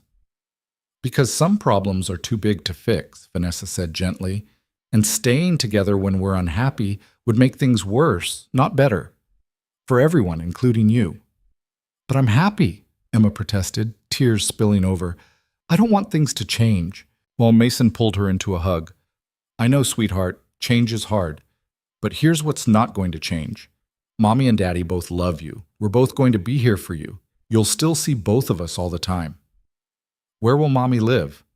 "I'm going to get my own apartment," Vanessa said, "and you'll come stay with me sometimes. We'll make it really nice, with a special room just for you." "But I want to stay here, in my room." "You will," Mason assured her. "This is your home. You'll live here most of the time and visit Mommy's place on weekends and sometimes during the week." Emma processed this, her small face scrunched with the effort of understanding. "Will you and Mommy still be friends?" "We'll always be your parents together," Mason said carefully, "and we'll work together to make sure you're happy and safe." "That's not what I asked." The directness of it caught them both off guard. Emma was asking the real question. Would they be civil, or would this turn ugly?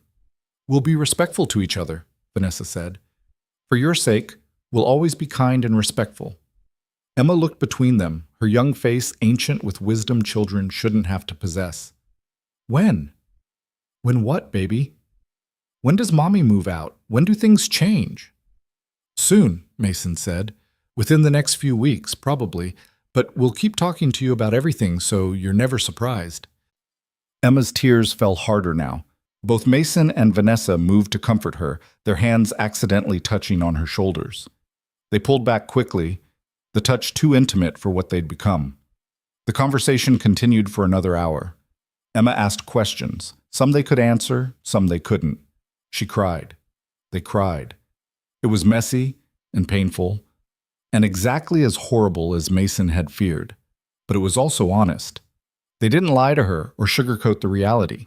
They treated her with respect, with recognition that this would affect her profoundly, and she deserved to know what was coming. Finally, emotionally exhausted, Emma asked to go to her room. They let her go, watching her climb the stairs with her rabbit, her shoulders slumped. Alone in the living room, Mason and Vanessa sat in silence. "That was awful," Vanessa finally said. "Yes. She hates me now." "She doesn't hate you. She's scared and sad." "There's a difference." Vanessa wiped her eyes. "When will the papers be served?" "Probably Tuesday." "And then we just proceed?" "Yes, we proceed." Vanessa stood to leave, then hesitated. "Mason, I know you don't want to hear this, but I need to say it anyway. I'm sorry. For all of it. For the pain I caused. For the family I broke. I'm going to regret this for the rest of my life." Mason looked at her. Really looked at her, seeing not his wife but a stranger wearing a familiar face. "I believe you. But regret doesn't undo damage. It just means you finally understand the cost." She nodded, accepting this. "Goodbye, Mason." "Goodbye, Vanessa." After she left, Mason sat alone in the quiet house, listening to Emma crying softly upstairs. He wanted to go to her, to comfort her, but some instinct told him she needed space to process on her own first. So he sat there, in the ruins of his marriage, and felt the full weight of what had been lost. But underneath the grief, underneath the pain, was something else. The first faint stirring of hope for what came next. 20 minutes after Vanessa left, Mason climbed the stairs and knocked gently on Emma's door. He found her lying on her bed, staring at the ceiling, her rabbit tucked under one arm. Her eyes were red, but she'd stopped crying. "Can I come in?" he asked softly.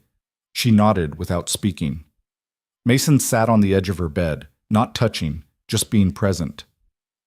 "I know this is really hard," he said, "and I know you probably have a lot of feelings you don't know what to do with." Emma was quiet for a long moment. Then, "Is it because of me?" "What? No, sweetheart, I told you. But if I was better behaved or got better grades or didn't ask for so many things..."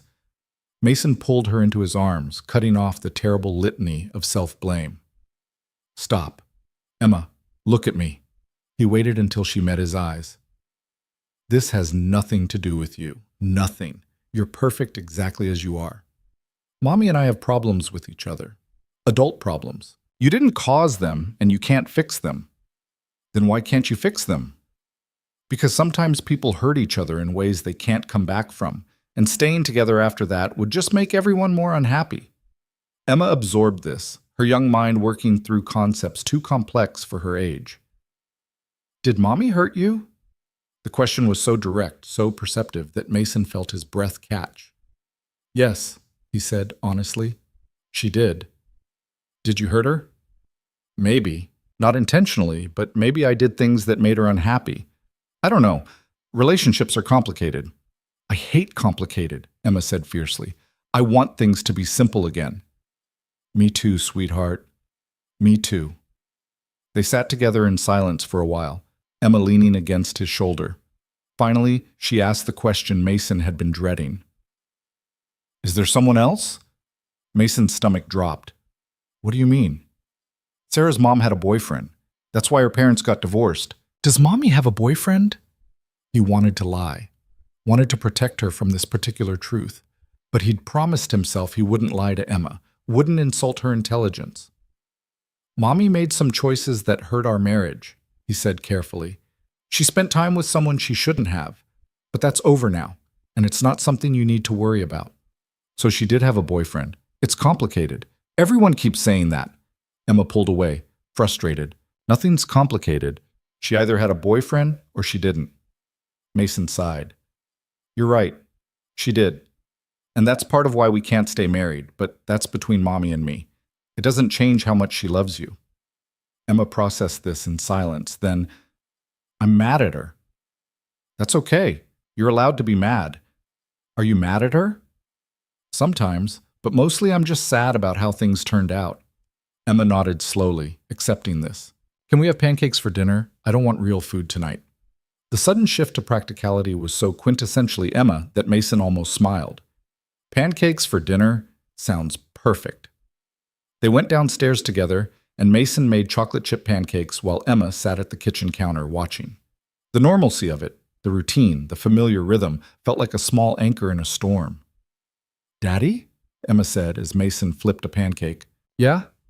Will you get married again to someone else? The question caught him off guard. I don't know, sweetheart. That's not something I'm thinking about right now. But maybe someday. Maybe. Someday. Why? Emma shrugged. Sarah's dad got married again, to someone nice. Sarah says it's weird, but okay. Would it bother you if I met someone new, eventually? Emma considered this seriously. I don't know. Maybe. I'd have to meet them first. That's fair. But you don't have to worry about that now. Right now, it's just you and me figuring out our new normal.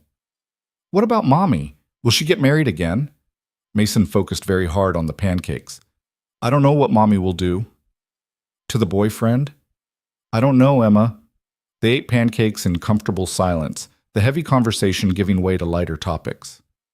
Emma told him about a book she was reading at school, about a girl who discovered she was a princess. Simple, uncomplicated fantasy.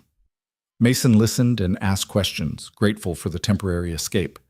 That night, Emma asked him to stay in her room until she fell asleep. Mason sat in the chair by her bed, reading aloud from her princess book, watching as her eyes gradually grew heavy. Daddy? She murmured just as sleep was taking her. Yes? Even though things are changing, you're still going to be here, right? Every day? Every day, he promised. I'm not going anywhere. Good. She rolled over, hugging her rabbit close. Love you. Love you too, sweetheart. Mason stayed until her breathing deepened into sleep, then quietly left the room.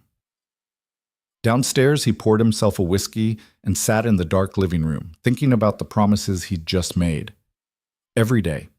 He'd meant it. Emma would be his priority now, his focus. Everything else, the divorce, the pain, the betrayal, was secondary to making sure she felt safe and loved. His phone buzzed, a text from Vanessa. How is she? Upset but coping. She asked if you had a boyfriend. What did you tell her? The truth. That you made choices that hurt our marriage. She's smart, Vanessa. She deserves honesty. I never wanted her to know about that. Then you shouldn't have done it. No response came. Mason set his phone aside and closed his eyes, exhaustion finally catching up with him. Sunday morning, Emma woke up subdued but functional. They went to the park, got ice cream, did normal Sunday things. But there was a guardedness to her now, a wariness that hadn't been there before. She watched Mason more closely, as if checking to make sure he was really staying, really present. That evening, Vanessa called to say goodnight to Emma. Mason handed over the phone and retreated to give them privacy, but he could hear Emma's responses, short, clipped, lacking her usual warmth. After the call ended, Emma came to find Mason in his office. I didn't want to talk to her, she admitted. That's okay. You don't have to pretend to feel things you don't. But she's my mom. She is. And eventually your feelings might change. But right now, if you need space from her, that's okay too. Emma nodded, satisfied with this answer. Can we watch a movie? They spent the evening on the couch, watching animated films, Emma curled up against Mason's side. It felt like shelter, like safety, like the beginning of their new normal. Monday morning brought the reality Mason had been expecting. Margaret Chen called at 9. Papers have been filed and are being processed. The court will issue a summons, and Vanessa should be served by tomorrow or Wednesday. Are you prepared for her reaction? As prepared as I can be? Good. Remember, document everything. Every communication, every interaction regarding Emma. This is particularly important if she becomes difficult about custody arrangements. Understood. How's your daughter handling it? She knows. We told her Saturday. She's struggling, but she's strong. That's good. Kids are resilient, especially when they have a stable parent. You're doing the right thing. After the call, Mason sat at his desk, staring at building plans without really seeing them. The right thing. Was he? Or was he being too harsh, too unforgiving? Other couples survived affairs. Other families worked through betrayal. But the thought of trying to reconcile with Vanessa, of sitting through counseling sessions, of rebuilding trust molecule by molecule, of always wondering where she really was and who she was really with, made him feel exhausted down to his bones. No. He'd made the right choice, the only choice he could live with. His phone buzzed. A text from an unknown number. This is Adrian Voss. We need to talk. Mason stared at the message, feeling a cold rage settle in his chest. The audacity of this man, the sheer arrogance to contact him directly. He typed back, "We have nothing to discuss." "I think we do.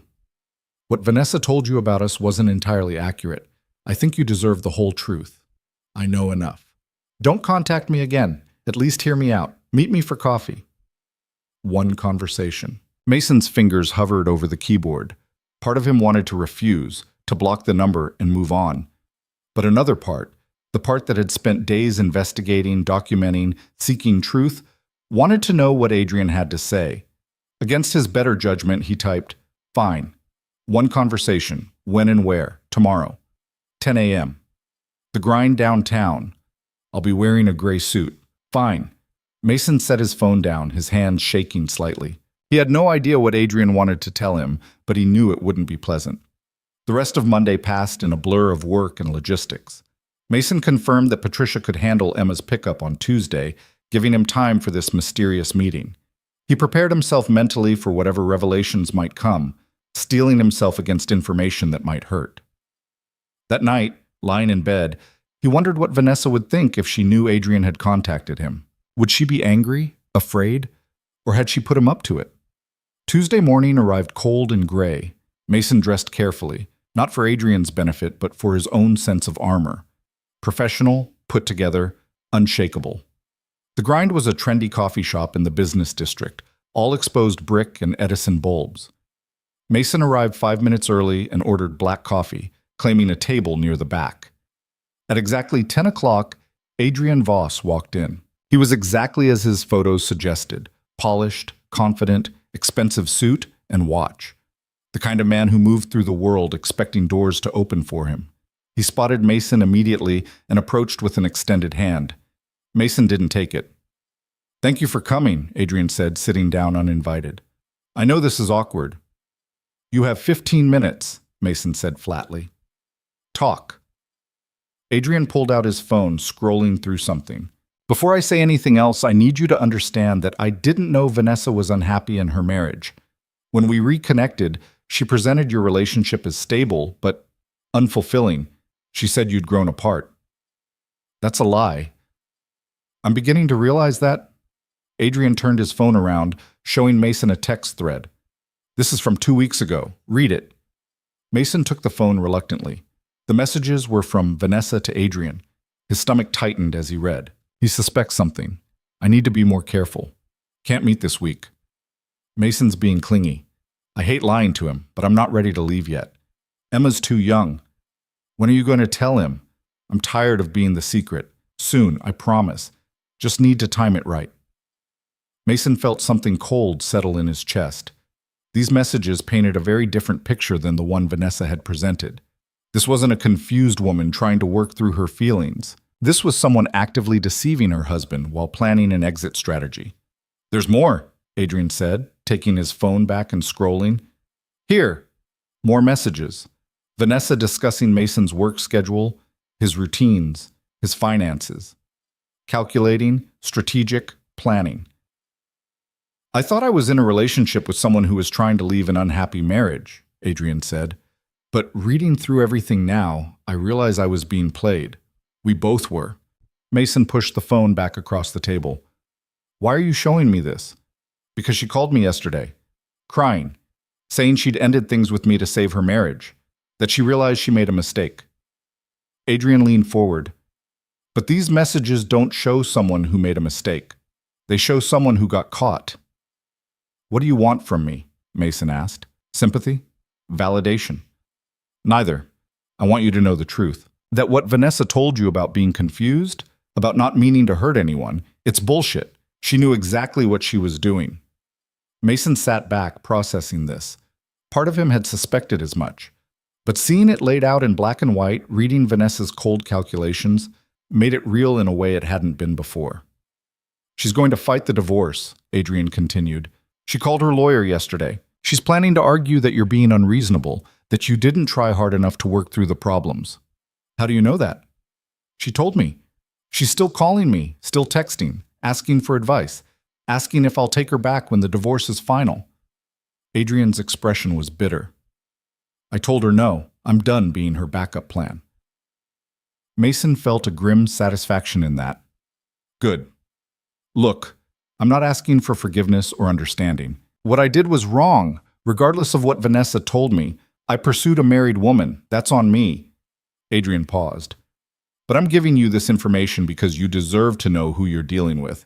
She's not the victim she's painting herself to be. Can I have copies of those messages? Mason asked. For my attorney? Adrian hesitated. That could be seen as evidence of her deception and planning, which it is. Mason met his eyes. You contacted me, Adrian. You wanted to unburden yourself.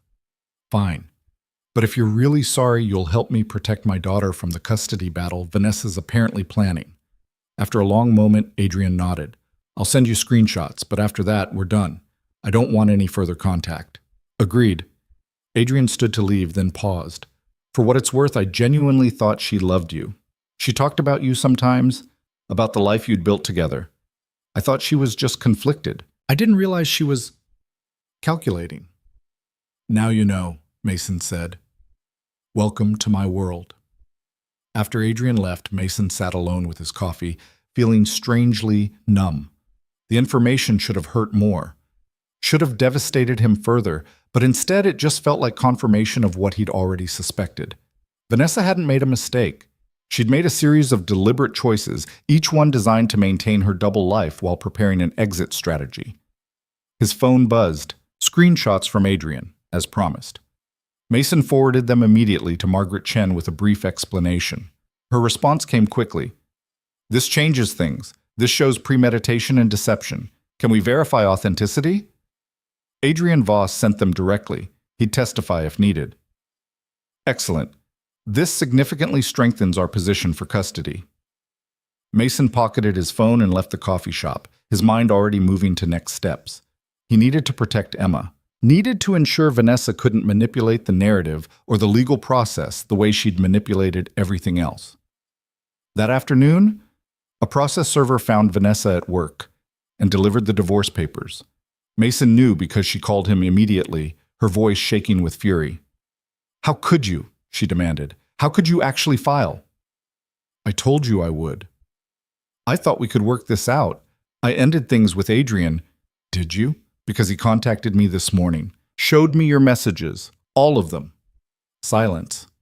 Then, he had no right. He had every right, just like I have every right to know that you've been planning this exit for months, that you've been calculating my schedule and my finances, that every word out of your mouth has been a lie. That's not... Stop lying, Vanessa. Just for once, stop lying. Mason's voice was cold. You're going to receive papers outlining the custody arrangement. I suggest you review them carefully with your attorney. You're trying to take Emma from me. I'm protecting her from the chaos you created. There's a difference. I'm her mother. Then act like it. Show up for your scheduled visitation. Be present. Be honest. Be the parent she deserves instead of the person who put her through this. You're twisting everything. No, I'm seeing everything clearly for the first time. Mason paused. Your attorney will contact mine. We'll communicate through legal channels from now on. Don't call me again unless it's about Emma's immediate welfare. He ended the call before she could respond, his heart pounding. The gloves were off now. The polite pretense of amicable separation was over. This was war. His phone buzzed again. Margaret Chen. Vanessa's attorney just called. She wants to negotiate. Can you come in tomorrow afternoon? Yes. What's she offering? Not clear yet, but the tone suggests she knows she's in a weak position. Mason allowed himself a small smile. Good. Let her squirm. Let her feel a fraction of the helplessness he'd felt standing outside Claire's townhouse, learning his wife had left with another man. That evening, Emma was quiet during dinner. Finally, she asked, Did something happen with Mommy today? What makes you think that? She called me after school. She was crying. She said you were being mean to her. Mason's jaw tightened. Vanessa was already trying to manipulate Emma, to position herself as the victim. What else did she say? That she missed me. That she wanted to see me more. That you were making it hard for her. Emma, I need you to understand something. Mason knelt down to her level. Mommy and I disagree about some things right now. And sometimes, when adults are upset, they say things that aren't completely fair. I'm not trying to keep you away from her. I want you to have a good relationship with both of us. Then why is she crying? Because divorce is hard and sad for everyone, but that doesn't mean I'm being mean. It means we're all going through something difficult. Emma absorbed this, her expression troubled. She wants me to ask you if I can stay with her this weekend. She should ask me herself, not put you in the middle. That's not fair to you. So can I? Mason hesitated. His lawyer had said to document everything, to maintain strict boundaries. But Emma's hopeful expression made him reconsider. Let me talk to Mommy about it. We'll work something out. Okay? Emma hugged him suddenly, fiercely. I don't like it when you and Mommy fight. I know, sweetheart, neither do I. After Emma went to bed, Mason texted Vanessa. Emma says you want her this weekend. We need to establish a formal schedule, but I'm willing to let her stay with you Saturday night if you have appropriate accommodations. Vanessa's response was immediate. I'm at the Riverside still, but I can get a 2-bedroom suite. Thank you. This doesn't change anything about the divorce. I'm doing this for Emma. I understand. Mason doubted she did, but at least she was being civil. For now. Wednesday brought the negotiation meeting. Mason met Margaret at her office, where they sat across from Vanessa and her attorney, a sharp-featured woman named Catherine Morris. My client is willing to agree to most of the proposed terms, Catherine began, with some modifications to the custody arrangement. What modifications? Margaret asked. She wants equal time. Week on, week off. No, Mason said immediately. Emma needs stability. One primary home. Vanessa can have visitation as outlined, but Emma lives with me. Mr. Reed, your wife is Emma's mother. Ms. Morris, your client abandoned her family for a weekend to pursue an affair. She then attempted to maintain that affair while keeping her marriage as a safety net. She doesn't get to dictate custody terms. Catherine's expression hardened. We have documentation that you've been alienating Emma from her mother. That's a lie, Mason interrupted. I've encouraged their relationship. Vanessa is the one who called Emma crying, telling her I was being mean. She's the one trying to manipulate a 7-year-old. That's not true, Vanessa interjected. I was upset, and I called my daughter for comfort. That's not manipulation. It is when you tell her I'm making it hard for you to see her, when I've done no such thing. Mason pulled out his phone, showing his texts with Vanessa. I've agreed to every reasonable request. You're the one creating drama. Margaret jumped in. We have evidence. Text messages between Mrs. Reed and Adrian Voss, showing premeditation and deception regarding the affair. We have financial records showing she used marital funds for the relationship. We have witness statements about her absence and behavior. If we go to court, my client will win primary custody. We both know that. Catherine and Vanessa exchanged a look. Perhaps we should take a break, Catherine suggested. Let me confer with my client. They left the conference room. Mason and Margaret waited in silence. She's going to fold, Margaret predicted. Her position is too weak. What if she doesn't? Then we go to court, and we win. But it'll be messier and more expensive for everyone. 20 minutes later, Catherine and Vanessa returned. Vanessa's eyes were red, her composure cracking. My client agrees to the proposed custody arrangement, Catherine said stiffly.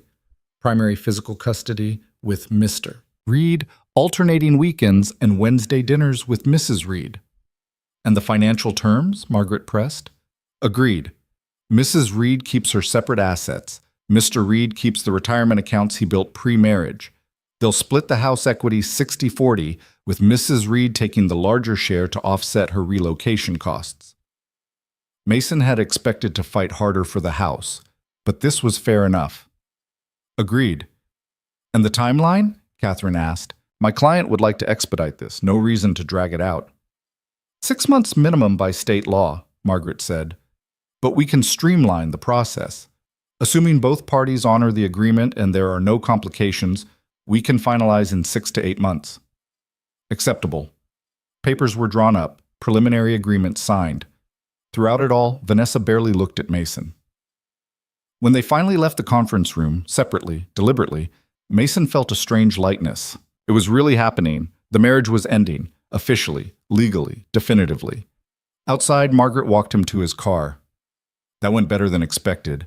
She didn't fight nearly as hard as I thought she would. She knows she's wrong, Mason said, and she knows I have evidence that would destroy her in court. Still, most people fight harder, even when they're wrong. She gave up pretty quickly.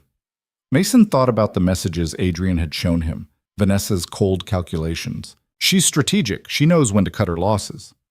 Well, congratulations, the hard part's over. But Mason knew that wasn't true. The hard part was just beginning, learning to co-parent with someone he no longer trusted, helping Emma adjust to her new reality, building a life that didn't include Vanessa. That weekend, Emma stayed with Vanessa at her hotel suite. Mason spent Saturday alone, cleaning the house, running errands, trying to imagine his future. Sunday morning, he picked Emma up from the riverside. "How was it?" he asked as Emma buckled herself into the back seat. "Okay.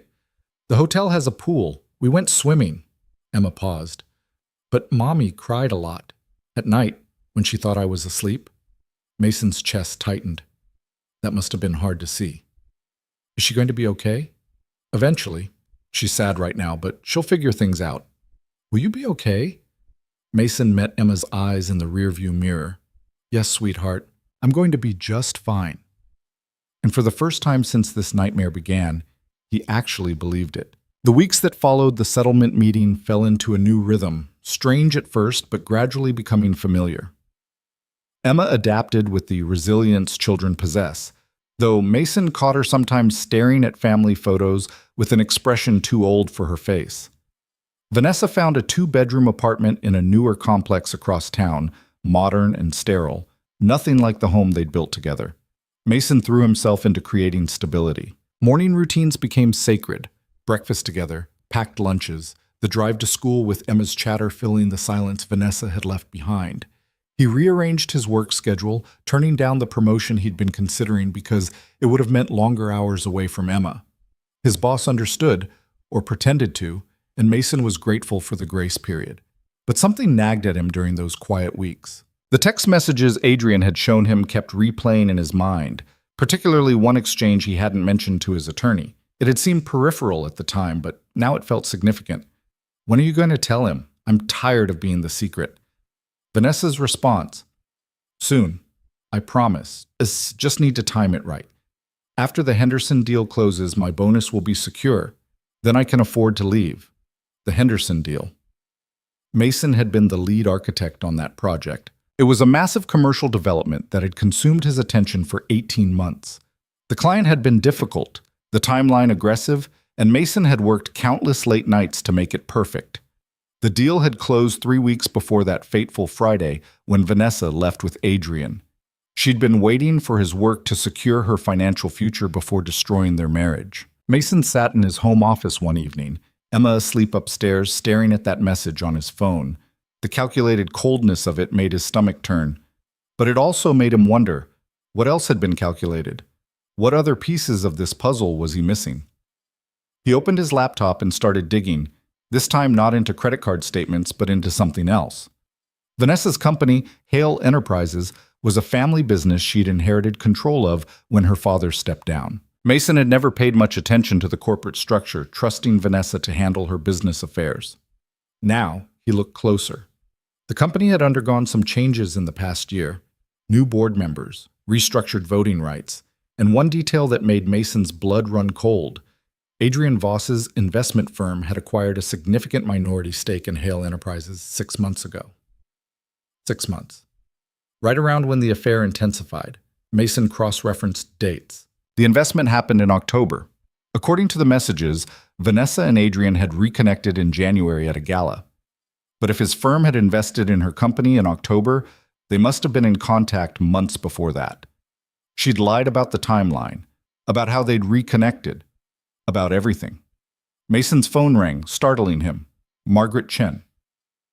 "Sorry to call so late," she said, "but something came across my desk today that you need to know about." Vanessa's attorney filed a motion to modify the custody arrangement. Mason's grip tightened on the phone. "On what grounds?" "She's claiming you've been alienating Emma from her, that you speak negatively about her, that you've made the visitation schedule difficult, that Emma has expressed reluctance to stay with her because of things you've said." "That's completely false." "I know, But here's the interesting part. The motion includes an affidavit from Adrian Voss. Mason went very still. What? He claims he witnessed you making disparaging comments about Vanessa in Emma's presence, that you told Emma her mother was a liar and couldn't be trusted. I never said that.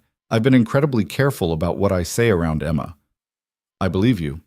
But Vanessa apparently convinced Adrian to help her despite everything. Or she's leveraging something.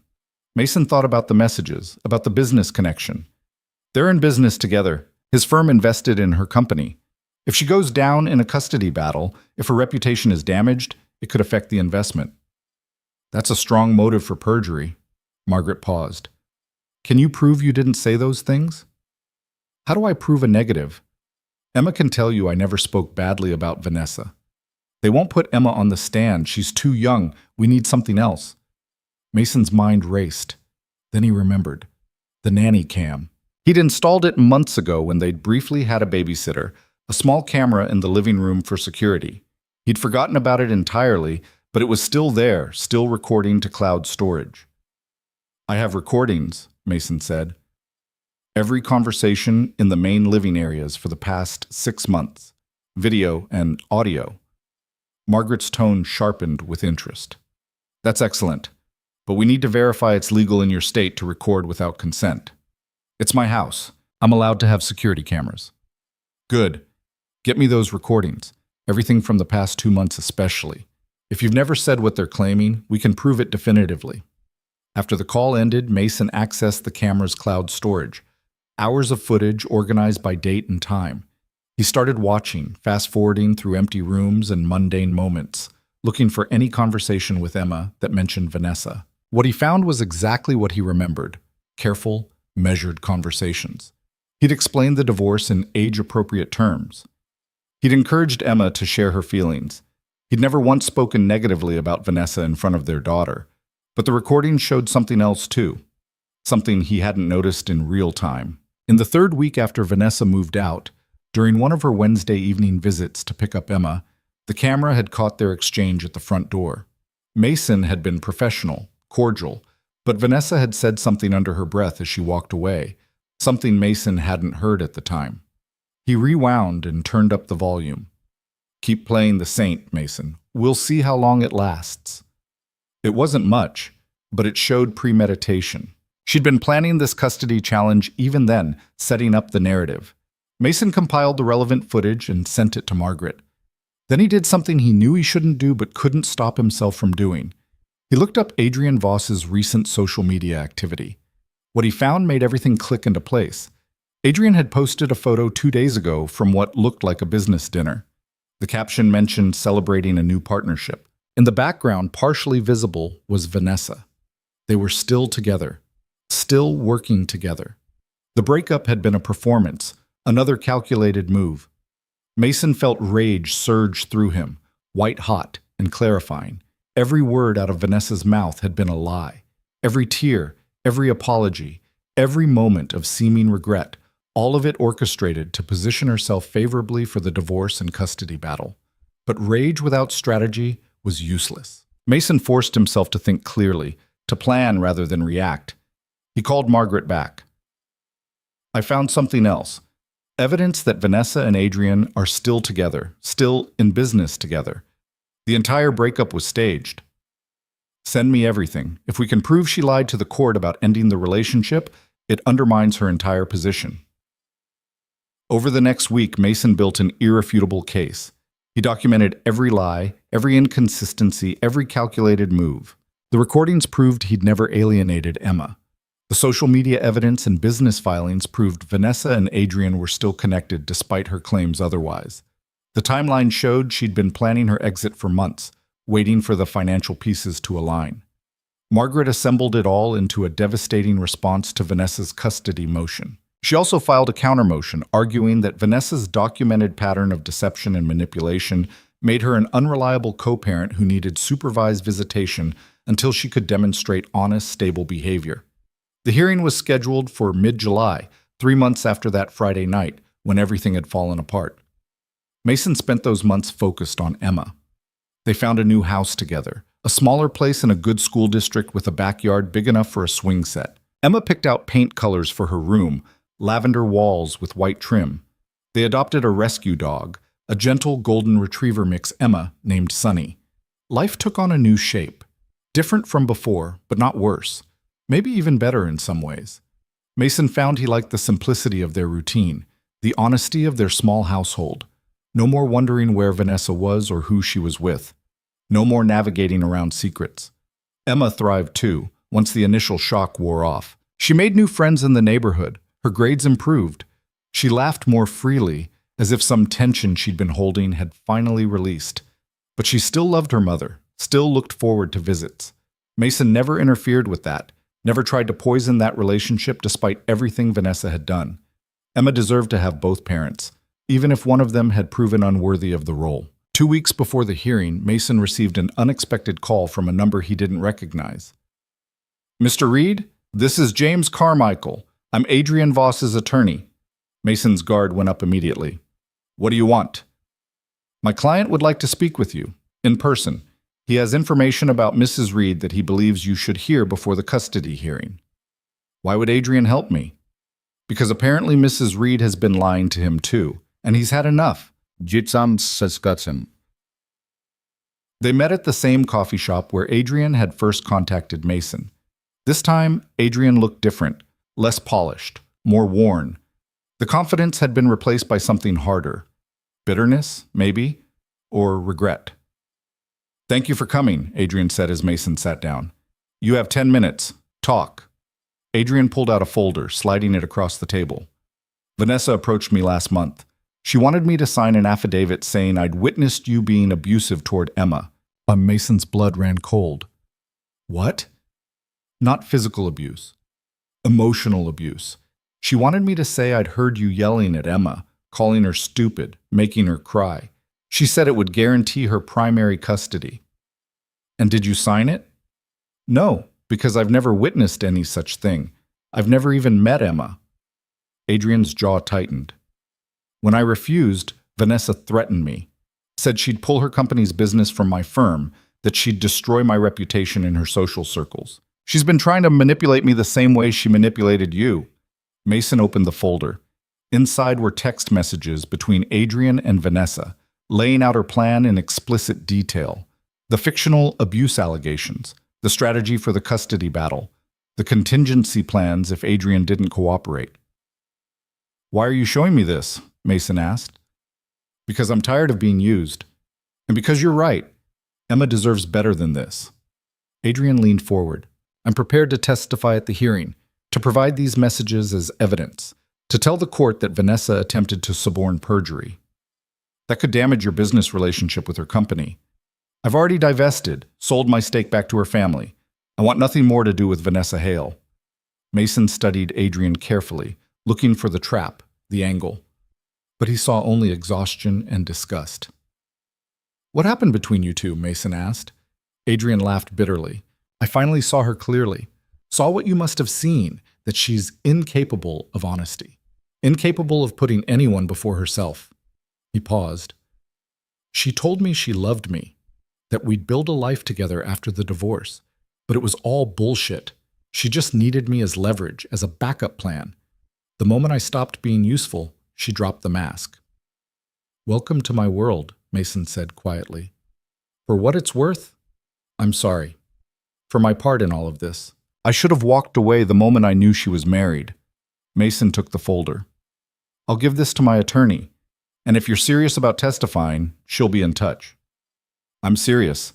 Someone needs to stop her before she damages that little girl the way she's damaged everyone else."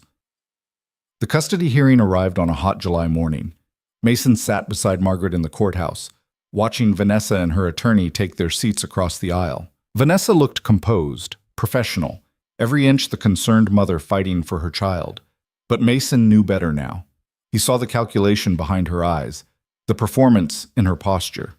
The judge, a stern woman named Patricia Morrison, called the court to order. "We're here regarding modification of custody arrangements in the divorce proceedings of Reed versus Hale. Mrs. Hale has petitioned for equal custody, claiming parental alienation by Mr. Reed. Mr. Reed has counter-petitioned for supervised visitation by Mrs. Hale based on documented deception." Let's begin. Vanessa's attorney went first, presenting her case. She painted Mason as controlling, vindictive, unable to move past the affair. She presented character witnesses, friends of Vanessa's who claim Mason had always been cold, distant, more interested in work than family. Mason listened without reacting, his face carefully neutral. He'd learned that from architecture: patience, precision, waiting for the right moment. Then it was Margaret's turn. She started with the recordings, clear video and audio of Mason's interactions with Emma, demonstrating beyond any doubt that he'd never spoken negatively about Vanessa, never tried to alienate their daughter. The allegations of parental alienation are demonstrably false, Margaret stated. Mr. Reed has been exemplary in encouraging Emma's relationship with her mother, despite Mrs. Hale's documented infidelity and deception. She moved to the business documents next, showing the investment timeline that proved Vanessa had lied about when she reconnected with Adrian. Then the text messages showing Vanessa's calculated planning of her exit strategy, waiting for Mason's work to secure her financial position before leaving. Judge Morrison's expression grew progressively more stern as the evidence mounted. Then Margaret called her witness. The court calls Adrian Voss. Vanessa's face went white. She leaned urgently toward her attorney, whispering frantically. But it was too late. Adrian took the stand and was sworn in. Under Margaret's questioning, he laid out everything: the business relationship, Vanessa's lies to both of them, her attempt to coerce him into perjury, the messages proving she'd tried to fabricate abuse allegations. "And why are you testifying against Mrs. Hale now?" Margaret asked. "Because I finally understand what she is," Adrian said, looking directly at Vanessa. "She's a manipulator. She uses people and discards them when they're no longer useful. Mr. Reed deserves to protect his daughter from that. Emma deserves better." Vanessa stood abruptly. "He's lying. He's doing this because I broke up with him." "Mrs. Hale, sit down," Judge Morrison said sharply. "You'll have your chance to respond." But Vanessa's outburst had already done the damage. Her composure had cracked, revealing the desperation underneath. When her attorney tried to cross-examine Adrian, he remained calm, factual, unshakable. Every question designed to discredit him backfired, revealing more evidence of Vanessa's manipulation. Finally, Judge Morrison called for a recess. "I've heard enough. We'll reconvene in 1 hour for my ruling." Mason stepped outside into the summer heat, his hands shaking with adrenaline. Margaret touched his arm. "That went as well as we could have hoped," she said. "Better, actually. What do you think she'll rule?" "Hard to say with certainty, but that attempt to fabricate abuse allegations, that's going to weigh heavily against Vanessa." The hour crawled by. Mason sat on a bench outside the courthouse, watching people come and go. Normal people with normal problems. He wondered what they'd think if they knew what had just happened inside. A marriage dissected, a mother exposed, a family shattered beyond repair. When they reconvened, Judge Morrison's expression was grave. "I've reviewed all the evidence presented today," she began, "and I'm deeply troubled by what I've seen. Mrs. Hale, your pattern of deception is extensive and well documented. You lied to your husband about the nature and timeline of your relationship with Mr. Voss. You used marital funds to support that relationship. You planned your exit strategy to maximize your financial benefit while minimizing your husband's awareness." Vanessa sat very still, her face pale. "More troubling," the judge continued, "is your attempt to fabricate allegations of child abuse to gain advantage in this custody dispute. Such behavior demonstrates a fundamental lack of regard for your daughter's well-being and calls into question your fitness as a parent." "Your Honor, I can explain," Vanessa started. "You'll remain silent, Mrs. Hale." Judge Morrison's voice was ice. "I'm ruling in favor of Mr. Reed's counter-petition. Primary physical custody remains with Mr. Reed. Mrs. Hale's visitation will be supervised for a period of no less than 6 months, after which we'll review the arrangement based on her demonstrated behavior and commitment to honest communication." Vanessa's attorney stood. "Your Honor, supervised visitation is extremely restrictive. It's appropriate given Mrs. Hale's documented willingness to lie to this court and attempt to suborn perjury. If she wishes to rebuild trust and earn unsupervised time with her daughter, she'll need to demonstrate a sustained pattern of honesty and appropriate behavior." The judge looked directly at Vanessa. Your actions have consequences, Mrs. Hale. This is one of them. The gavel fell. The hearing was over. Mason felt something release in his chest. Not quite relief, not quite victory, just a sense of finality. It was done. Really, truly done. Outside the courthouse, Vanessa caught up to him. Her mascara was smudged, her composure finally shattered completely. Mason, please, she said, don't do this. Don't take Emma away from me. I'm not taking her away. You did that yourself. I made mistakes. No. Mason's voice was firm, but not unkind. You made choices. Calculated, deliberate choices. And now you're living with the consequences. I love her. I love Emma. Maybe you do. But love isn't enough when it comes with lies and manipulation. Emma deserves honesty, stability, things you've proven you can't provide. Vanessa's face crumpled. I didn't mean for it to end like this. You didn't mean to get caught, Mason corrected. There's a difference. He paused. 6 months of supervised visitation gives you time to figure out who you want to be. Use it wisely. Prove you can put Emma first, and maybe, eventually, we can build towards something better. But it has to start with you being honest. Really honest. For the first time in years. He walked away, leaving her standing on the courthouse steps. As he drove home, Mason felt lighter than he had in months. The truth was out. Justice, imperfect but real, had been served. Emma was waiting at Patricia's house when Mason arrived. She ran to him, hugging him tight. How did it go? Patricia asked quietly. We won. Primary custody confirmed. Vanessa gets supervised visits. Patricia nodded. How are you going to tell Emma? The truth. She deserves that. That evening, Mason sat with Emma in their new living room, Sunny curled up at their feet. I need to talk to you about the court stuff today, Mason said gently. Emma looked up from her book. Okay. The judge decided that you're going to keep living here with me, like we've been doing. And you'll still see Mommy, but for a while there will be someone else there too when you visit, like a supervisor. Why? Mason chose his words carefully. Because Mommy hasn't been making very good choices lately, and the judge wants to make sure she's being the best mom she can be before she gets more time with you. Emma processed this. Is it because of the boyfriend? Partly, and because Mommy said some things that weren't true, trying to make herself look better. She lied? Yes. Emma was quiet for a moment. Then, are you going to lie to me? About stuff? Mason knelt down, looking her in the eyes. No, sweetheart. I will always tell you the truth, even when it's hard. That's a promise. Emma hugged him. Okay, I believe you. The divorce was finalized 3 months later, a quiet proceeding that felt anticlimactic after the custody battle. Mason and Vanessa signed the papers in separate rooms, communicating only through their attorneys. Mason received the final decree on a crisp October afternoon. He looked at the document, the official end of 7 years of marriage, and felt neither joy nor sorrow, just a quiet acknowledgement that one chapter had closed and another had begun. Vanessa's supervised visitations continued. From what Mason heard through the social worker assigned to oversee them, she was trying, showing up on time, being present, having honest conversations with Emma about her mistakes. It was something. Maybe not enough, but something. Mason focused on building his new life. He got the promotion at work after all, with adjusted hours that let him still be present for Emma. He joined a divorced dad's support group that met Tuesday evenings. He started dating again, cautiously, nothing serious yet. Emma thrived in their new normal. Her room with lavender walls became a sanctuary. Sunny became her constant companion.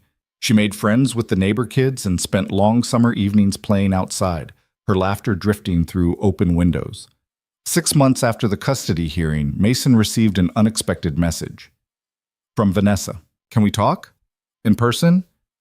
He almost said no. Almost deleted the message and moved on. But something made him hesitate. About what? About Emma. About us. About making things better. They met at a neutral coffee shop, different from the one where Adrian had revealed Vanessa's lies. This was a fresh space, untainted by their history.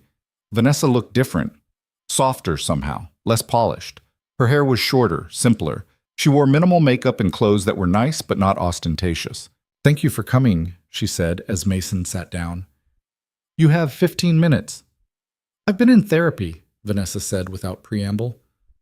3 times a week since the hearing, working through why I made the choices I made. Good for you. I'm not telling you this for sympathy. I'm telling you because I need you to know I'm trying to change. Really change. Not just perform change. Mason waited, saying nothing. I was horrible to you, Vanessa continued, her voice thick with emotion. I betrayed you, lied to you, tried to manipulate the system to take Emma away. And I did it all while telling myself I was the victim, that you were too boring, too predictable, that I deserved more excitement. Is there a point to this? The point is that I was wrong. About everything. You weren't boring. You were stable, reliable, honest. Everything I should have valued, but didn't. She paused. And I destroyed the best thing in my life because I confused stability with stagnation. Vanessa, I appreciate the self-awareness, but I'm not asking for forgiveness, she interrupted. I don't deserve it. I'm just asking if we can co-parent better. If I can have a chance to rebuild my relationship with Emma without the supervised visits. The social worker says I'm ready, that I've demonstrated consistent, appropriate behavior. Mason considered this. The reports he'd received had been positive. Vanessa showed up on time, engaged appropriately with Emma, didn't speak badly about Mason. She'd completed the court-ordered therapy and parenting classes. I'll talk to my attorney, Mason said finally. If she agrees the reports support it, I won't contest moving to unsupervised visits. Relief washed over Vanessa's face. Thank you. But understand this. One misstep, one lie, one attempt to manipulate Emma, and I'm back in court asking for supervised again. Maybe even restricted visitation. Are we clear? Crystal clear. Good. Mason stood to leave. Mason? Vanessa's voice stopped him. I really am sorry. I know those are just words, but I mean them.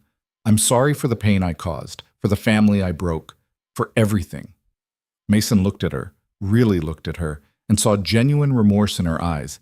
It didn't change what she'd done, didn't undo the damage, but it was something. I hope you find whatever you're looking for, Vanessa, he said quietly.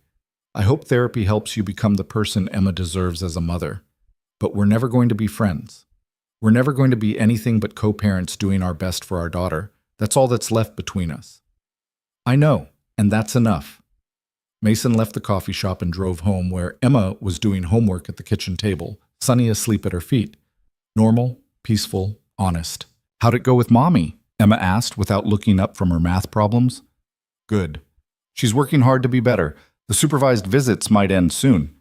That's good. I like Mrs. Patterson, but it's weird having her there all the time. I know, sweetheart. Emma finished her problem, then looked up. Daddy, are you happy now? Without Mommy? The question was direct, searching. Emma deserved an honest answer. Yes, Mason said. I'm happy. Our life now, it's real. Honest. We know where we stand with each other. That's worth a lot. Emma considered this. I'm happy too, even though I still wish you and Mommy were together sometimes. That's okay. You're allowed to wish for that. But I like it here. With you and Sunny, it feels safe. Mason pulled her into a hug. It is safe. And it always will be. 3 months later, Vanessa's supervised visitation ended. The transition to unsupervised went smoothly. She picked Emma up for their weekend visits, dropped her off on time, communicated clearly about schedules and activities.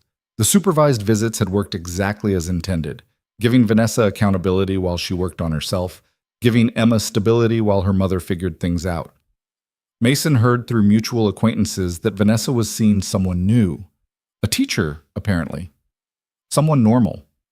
Someone who didn't come with business entanglements or calculated strategies. He felt nothing hearing this news. No jealousy, no anger, just indifference. Vanessa's life was her own now, separate from his. 1 year after that devastating Friday night, Mason stood in the backyard of their house, watching Emma play with Sunny. The golden retriever chased a tennis ball while Emma laughed, her voice bright and clear in the summer air. His phone buzzed. A message from Vanessa. Thank you for giving me another chance with Emma. I know I don't deserve it, but I'm grateful every day. Mason read the message twice, then typed a simple response. Just keep showing up for her. That's all that matters. He pocketed his phone and went back to watching his daughter. The past year had been the hardest of his life. The betrayal, the divorce, the custody battle, all of it had nearly broken him. But he'd survived. More than survived. He'd built something new from the ruins. A life based on honesty instead of secrets. Stability instead of manipulation. Trust instead of doubt. Emma ran over, breathless and happy. "Daddy, will you play with us?" "Absolutely." Mason chased his daughter and their dog around the yard, their laughter mixing in the golden afternoon light. This was his life now. Simple, real, earned through pain but built on truth. That evening, as he tucked Emma into bed, she said something that made everything worthwhile. "Daddy, I'm glad you're my dad." "I'm glad I'm your dad too, sweetheart. You always tell me the truth, even when it's hard. That makes me feel safe." Mason kissed her forehead. "That's all I ever want you to feel. Safe, loved, protected." "I do. Every day." After Emma fell asleep, Mason sat on the back porch with a glass of whiskey, looking at the stars. His phone sat beside him, dark and silent. No messages from Vanessa, no crisis to manage, no lies to untangle. Just peace. A notification did appear, breaking the silence, but it wasn't from Vanessa. It was from a woman he'd been seeing casually for the past month. Sarah, an interior designer he'd met through work. Nothing serious yet, but something genuine, honest. "Hope you had a good day. Coffee tomorrow?" Mason smiled and typed back, "Sounds perfect. See you then." He set his phone down and returned his gaze to the stars. Somewhere out there, Vanessa was living her life, hopefully learning from her mistakes. Hopefully becoming the mother Emma deserved. And here, in this quiet backyard of a house he'd chosen himself, Mason was living his life. A life he'd rebuilt from scratch. A life that belonged entirely to him and Emma. He'd lost a marriage, lost the future he'd imagined, lost the certainty that someone had his back. But he'd gained something more valuable.